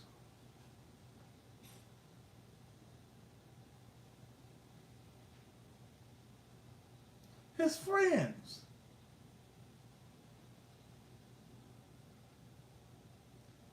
MC's doing pretty well now. Yeah, but he blew over $30 million on friends.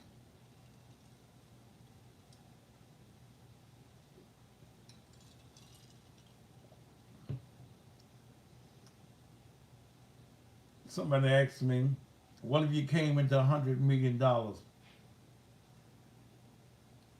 You gonna help your family? I said, hell, my family don't even like me. Fuck, I'm gonna give them something. I ain't giving them shit.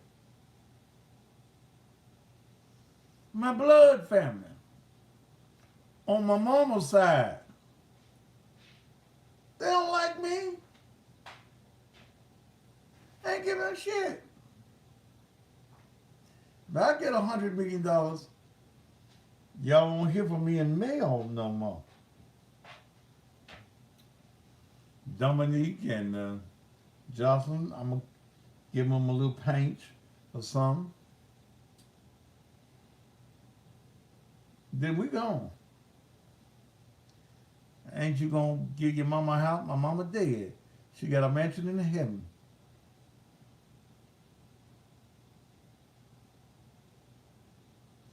Ain't you going to make up with your family members? The motherfuckers ain't made up with me and I ain't got $1 million. Hell no. Well, I ain't gonna say million. I ain't got no $100 million. No. It's my money. I don't owe you shit.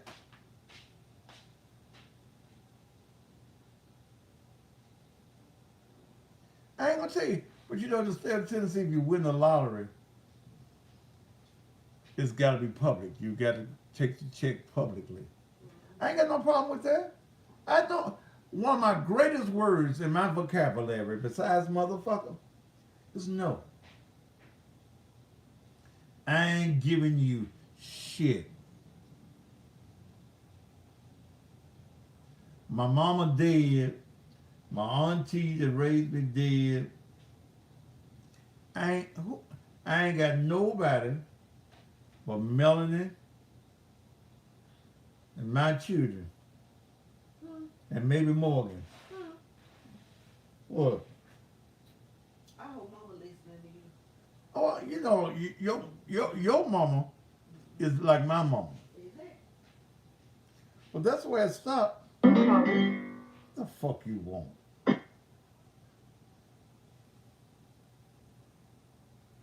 Press 1. To send a voicemail, press 2. Sir, what is it you want? Good evening, Mr. Stewart, Mrs. Madison. I was just calling, man.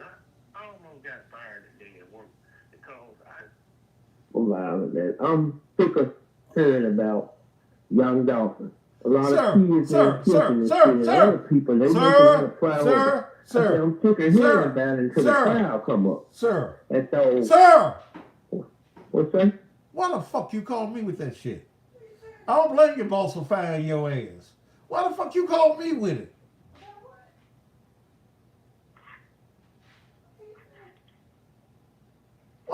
Why you call me with it?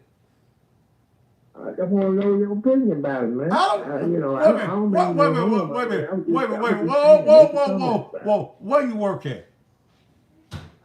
Federal Express. What's your boss name? Well, we call him Steven. I don't want to reveal his last name. You don't know his you don't know his last name. No, I just don't want to reveal it, you know. But You know him as who? I don't want to reveal his last name. Well, what the fuck you call? You don't want to reveal his name. What the fuck you call me with that shit for? I don't give a fuck.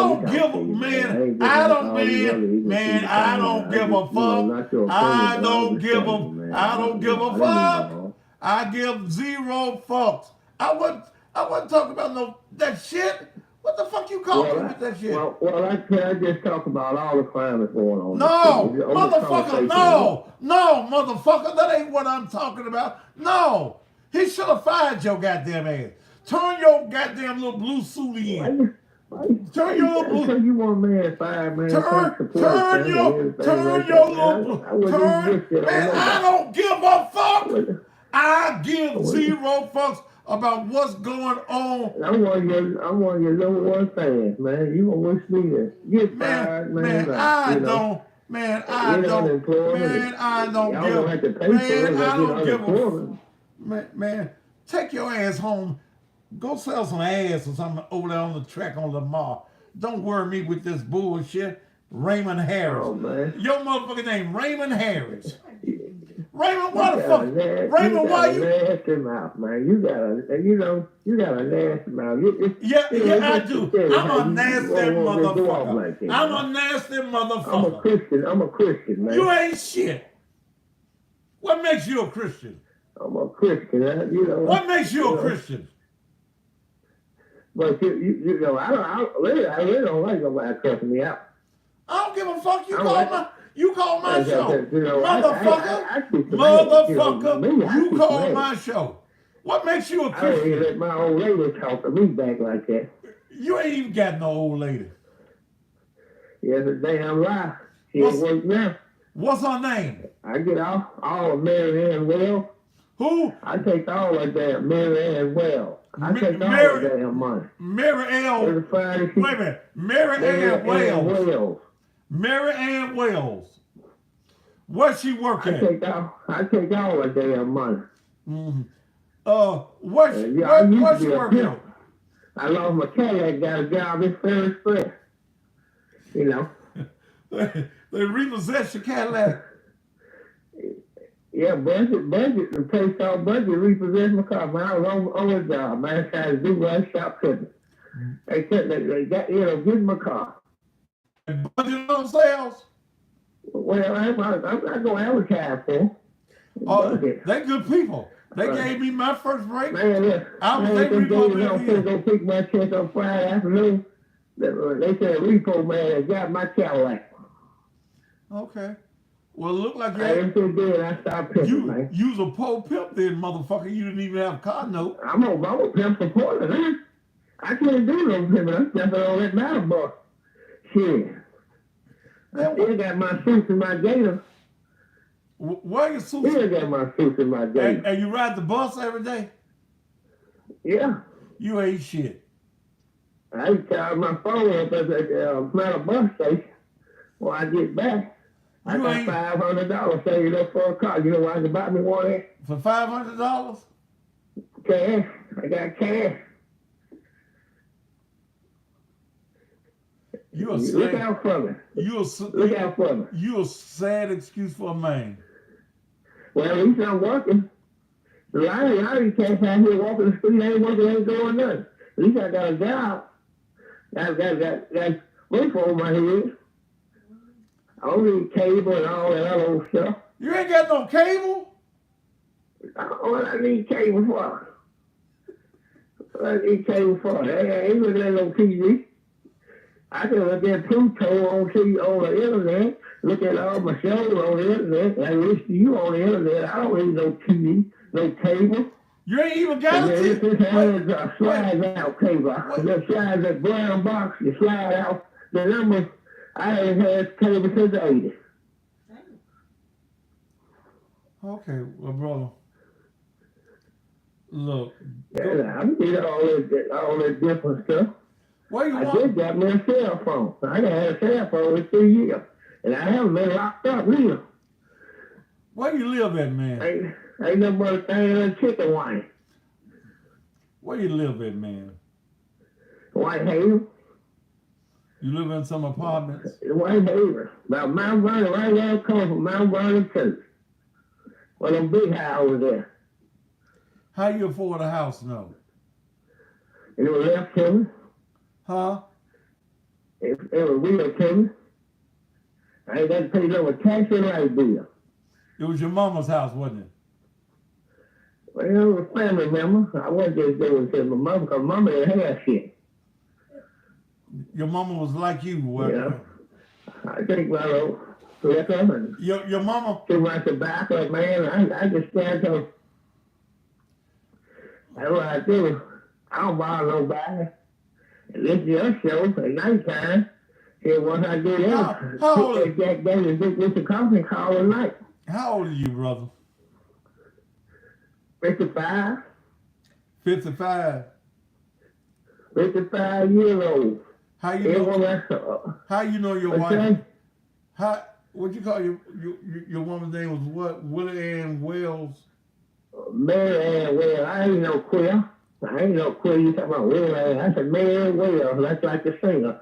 I call her Mary Ann. Mary Ann Wells. Where she work at, man? She do janitorial work. She all that business on the side. She works for Amazon. She cleaning up toilets. She come cook for me and do this and that around my house. Wait a minute, man. I give her money. Wait a minute. She's somewhere cleaning toilets and stuff up tonight. No, she got her own business. Every black person that work for the white man, she got her own business. I don't like how you try to low rate her like that. You know your woman probably somewhere fucking. And then she get half of my check. She get half your check. She doing all right. She get half your check. Yeah, she get half of her check. I give it to her. She got her head. Give me what I want. Why you get that? I don't want dead man. Somebody dead man, broke man ain't gonna get no water. Why you giving that? Wait a minute, man. You sound like you got a little bitch in you. You give your woman half your check? Yeah, I give her half of my check. Why you I got money. I just told you what I got to pay for a car. I'm not gonna go get no note. If Well, it you, just make me back and forth to work, I'll be all right. Yeah, I told her, I said, come over 3 times a week, baby, and cook for me. Give me a little like twat, because you can have my kid. I said, matter of fact, you can meet me in the resource on the job. I said, it's very crazy. man, You find your good woman, find a single man out here in the land, you find your good woman, give her half your check. Give her half of your check. how much your woman weigh? How much you did what? How much she weigh? She weighed about 300 pounds plus tax. She's a bigger woman. I ain't never like no little big woman. I'm a big man. I weigh about 300 pounds. I was up to 600 pounds when I stayed out North Memphis, and 5 men had to cut me out of the side of the house to get me up out of there when I got sick. I lost that weight. And you want 300 pounds plus tax. Yeah. She weighed 300 some pounds plus tax. Well, she cooks those shit and I bring it on a plate. Yeah, I want a plate one day. You think she'll fuck it tonight? I'm killing her. She told me how to cook them chitlins. I used to take a double post, the real deck of guava. I used to pour all of them in the pot and just boil them. My house used to be so funky, and she said I had to pickle. And I put hot sauce in the pot, and she couldn't cook it. They're so good, they make you smack a police officer. Wait a minute. She finna pick some chitlins? Yeah. When in the night? I got good old guy, man. I wouldn't take nothing for it. Beyonce get right in front and said, which one you want to be with? I said, baby, that's what I want to be with her. And she got some balloons out. So, you 300 some pounds, she 300 some pounds. Where y'all fuck at? Yeah, I got me a crates and 7 blocks under my bed. It ain't gonna go nowhere. You got what under your Ain't bed? going nowhere. I'm not gonna go to Town City and get no slices. You got bricks and sand blocks under your bed. It's 7 blocks. That's the best thing to support your bed. The only reason you go to rail, get you some plywood, get you some 7 blocks and some milk crates and put it on there and get you a plywood from Home Depot. And once you get that, you got a steady bed. Put your 2 mattresses on, you don't need no screen on them. You don't need no box screen on them. Tell you, y'all go out here and spend all this money for all this kind of expensive fun you have to you and all that thing. I ain't got to do that. I can come make you a bed. Well, I mean, that's... Yeah, it lasts you long. Well, your phone don't fall in. It'll last you a long time. That's 600 pounds in the bed. And y'all fucking that bed? Oh, yeah. Oh, yeah. Shit. I saw the girl last night, she pulled the whole ceiling fan down. I said, hey, girl, you brought it down because it's missing my asthma at night time, my nose. Okay. You fucking from behind. And I hit it from behind, and we're turning our ass, and we're hitting it from behind at the same time. Yeah, old Mary. So Mary. you don't mind all that big old ass up in your face. No, sir, ain't nothing like a big woman. Ain't nothing like a big woman. Ain't nothing like a big woman.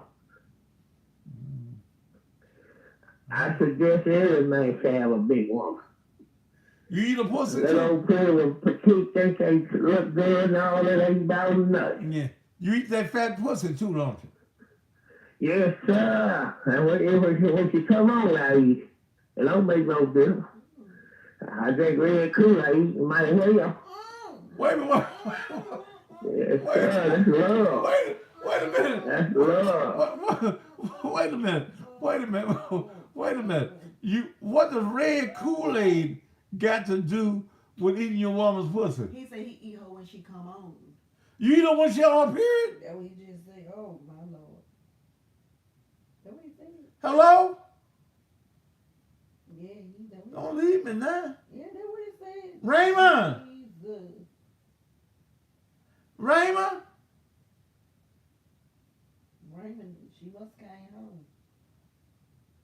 Ooh, Lord. Raymond! Why you hollering at that damn phone? That man, I don't know no more.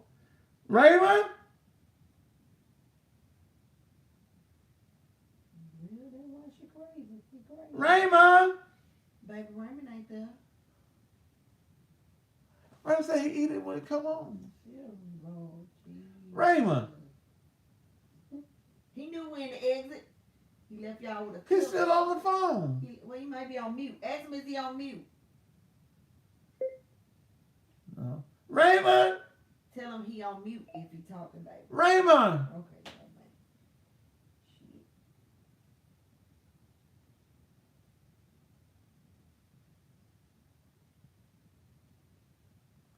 Wait a minute, Raymond. Shit. Let me get your number. Wait a minute. Put y'all ass on a cliffhanger, baby. Raymond said he eat it when it come on I'm going to watch Chicago. because he like red Kool-Aid.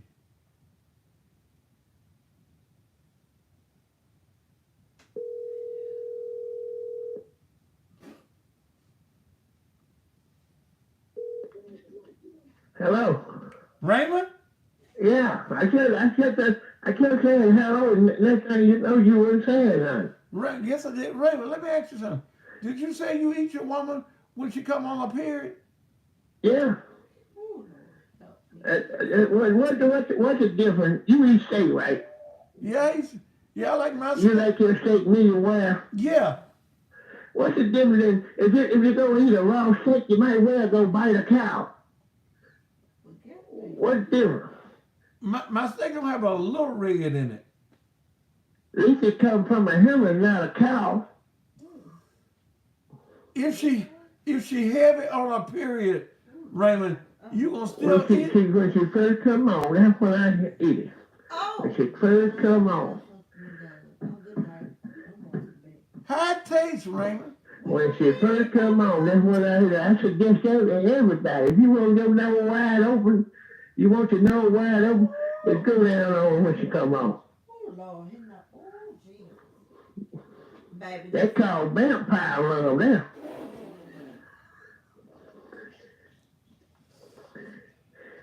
You still there? Yeah, I'm still here. I eat it just like you had throw polish somewhere, lay across the table. Do That's you love. do you eat it? 100% love. Do you eat it every I month? take that damn teeth out of my damn head and suck it like some spaghetti. You take what up? I take my teeth out of my head and suck it like some spaghetti. Spaghetti. Spaghetti. Spaghetti. You know spaghetti.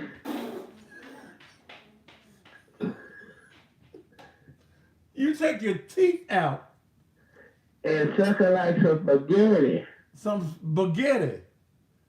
It's spaghetti. Meat pie spaghetti. You gotta let you down sometimes. You as smart as you is, you gotta let you can't hear. You can't. Yeah. Some spaghetti. Yeah. He's talking about spaghetti, baby. He said, I know, but he said Yeah, spaghetti. I've been down here for 10 years, man.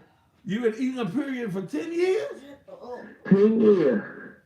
Eating and paying, eating and paying, eating and paying. This is the best thing since ice cream. They said, oh, Daddy, what you doing to me? Oh, what you doing to me? Oh, oh. And, you know, it's, the lights went out the other day. I put a tent in the backyard. You put And what they now? was at the fence just listening. I told her neighbor, no, I just told her, I said, I was cutting her toenail with the clipper, and she was hollering. And that man said, he said, they fucking in their backyard. You cut her toenails too? And I eat a toenail, toes, not the nail, they cut your lip, cut your tongue. They can't eat the toenail. A lot of it grown now. What you say you eat now? Too much ingrowns in her toe. That's a hard toenail. Jesus. And she went up there to the hotel. I dropped off at nail shop. She came back out and said, they can't do it. They said, she said they're going to charge her $300 to do it. I said, I told you, quit rub that husk up out there. Get you a butcher and I cut that husk up out of that toe. You didn't eat the husk, did you? You didn't eat the husk, did you? Yeah? I can't take it no more. I eat anything on my woman's body except her booger. And I know I ain't going to eat up and low. Jesus, help me. That's love. Good night. That's what the world needs, love. That's what they were talking about, love.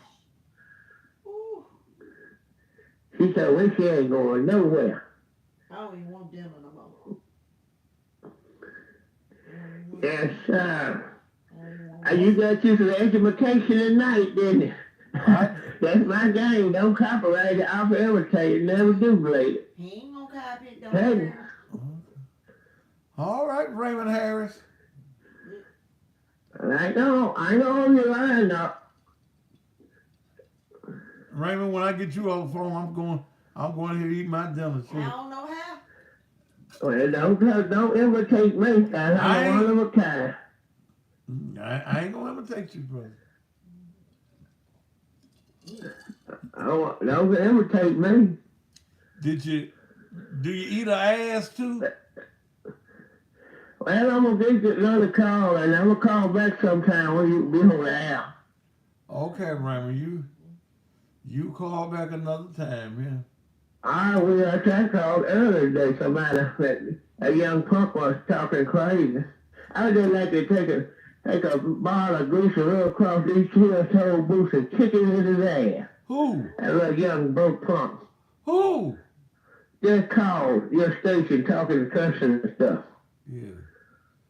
Okay. Raymond. I call them BTs. You know BTs? You know what they mean? What that? Broke thugs. That's what I call the young punks down the street from me. Okay. All right. You have a good night. I'm going to keep listening. Okay. Ain't gonna be much of Have a good night down here. Don't try to forget it now. Don't worry. I don't want All right. Oh, Lord. Oh, baby. Well, Mm-hmm. Oh, my God. you never know what's gonna come up on this show. It's 10:36. It's time for me to go. 36, but yes, it's time. Oh, Jesus. Damn. Ooh.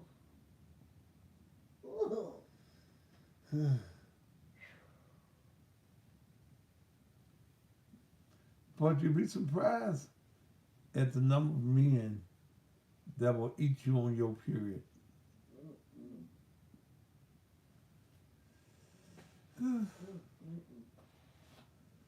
Oh.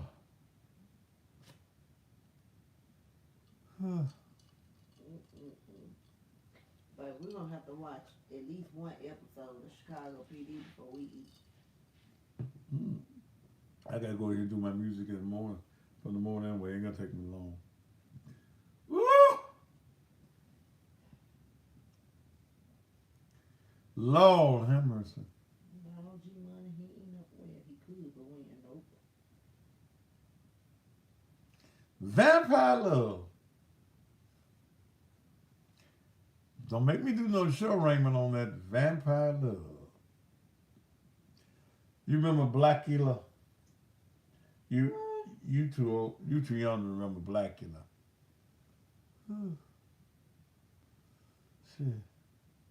Man said you eat the cow, you might as well eat the pussy. Just bite into the cow. My cow be cooked though, shit. Oh, Lord.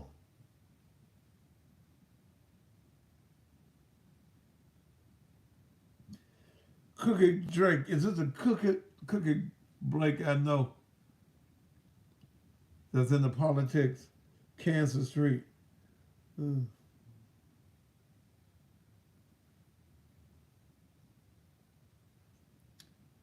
Ooh, Jesus.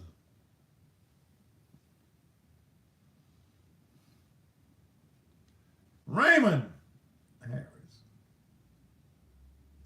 Did they say he eat the husk?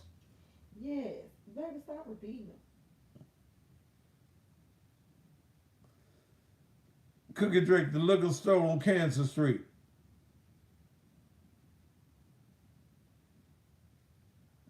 You remember Blackula? The black vampire? No, baby. You remember the damn black one?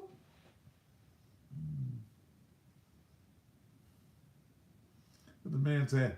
Spaghetti, spaghetti, Spaghetti. spaghetti.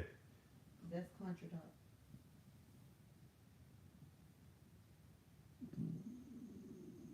Ooh. Oh, I'm gonna go, y'all. Shit. Yeah, because it's not. I'm over my time. Mm-hmm. I'm gonna watch Chicago PD. Man said he eats the spaghetti. I guess is it in eating the spaghetti? He said he don't eat the burger, so he. You might as well, shit. The fuck? He only eat her He's burgers. full of infection any damn way.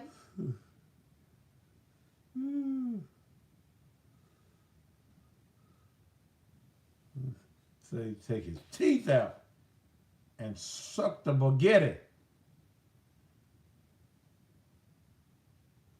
Baby, I was smelling something in the kitchen.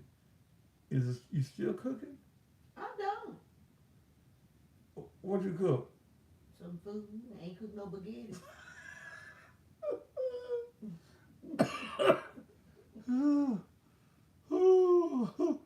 Oh, God. It's been a hell of a show tonight. Baguettes. Baby, Cookie said, yeah, that's him. Cookie, I don't know whether you're the one I'm talking about. She said, And yeah, so, yeah. I ain't got your number, Cookie Drake. You finna run for office? Shit. Ooh. Lord have mercy. This has been a mess tonight, I tell you. You want me to put the phone number in? Mm-mm.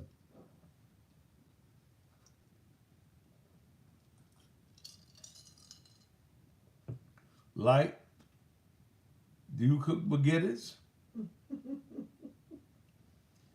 Got his Cadillac repossessed.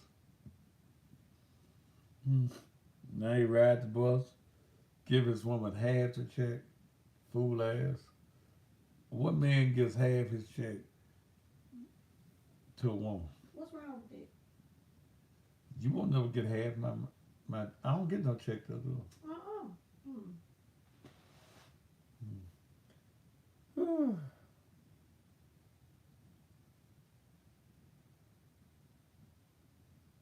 All right, y'all. I hope you were entertained tonight. And all you women that's on your period, don't be calling no man over to your house tonight, yeah. I bet that shit smells so bad. Then you go down there and eat it. Baby, if it smells bad, it's something wrong. The pig. The pig's supposed to stink, ain't it? No, it don't. If it do, it's something wrong. Okay. All right, y'all. It's been a very informative show on tonight. I even got this thing back to working the way it should be. That's the reason I'm on two YouTube pages right now. The new word for the night is what? Students, baguettes. Want to be in meatballs. What? Meatballs with the baguettes. All right, y'all. I'm going to say adios to all of y'all. it's been a hell of a night. It's been a hell of a show. Somebody said if you keep your pad on all day, you stink. That's when you exactly. So how many pads you supposed to put on a day? What you mean? You don't walk around with no damn pad on for no damn hours. Do women still wear them things you stick up in your thing They do. called tampons? They do. I remember when I was young. Mm-mm. No, I'm gonna tell you about something that happened at church. No. Okay. We was at the Columbus Missionary Baptist Church. And do y'all remember them congresses that we have every day? So I change them every 30 minutes. Okay. And our little youth department of the churches was in charge of the preacher's day. So we was having dinner for all the preachers and all the pastors in the Congress. And we had this guy that wasn't the sharpest knife in the drawer. His name was Taft. Taft Malone was his name. So we set out the preacher's plates and ran out of napkins. There was a store in Dixon Homes right next to Columbus Baptist Church. Taft, go to the store and get some napkins and come back and put a napkin in every pastor's plate.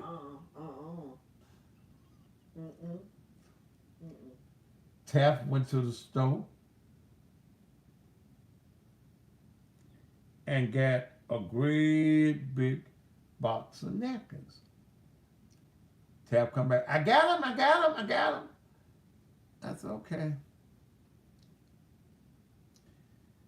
Well, Taft, don't just sit there, open up the napkin box and place a set of napkins, at least 3, in every pastor's plate.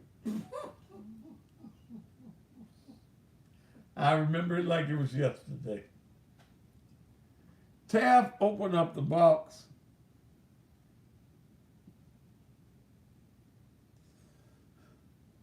and just started digging into the box and dropping stuff at the pastor's plate.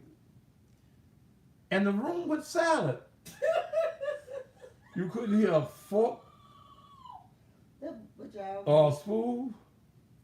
Taft had went to the store and got a box of sanitary napkins. Oh, baby. And later, at the pastor's death, I was laughing. God damn it. It was funny to me. That is not. They made me go out to church. They should have. It was funny. And the pastor, you know, back then the preachers be in their conversations.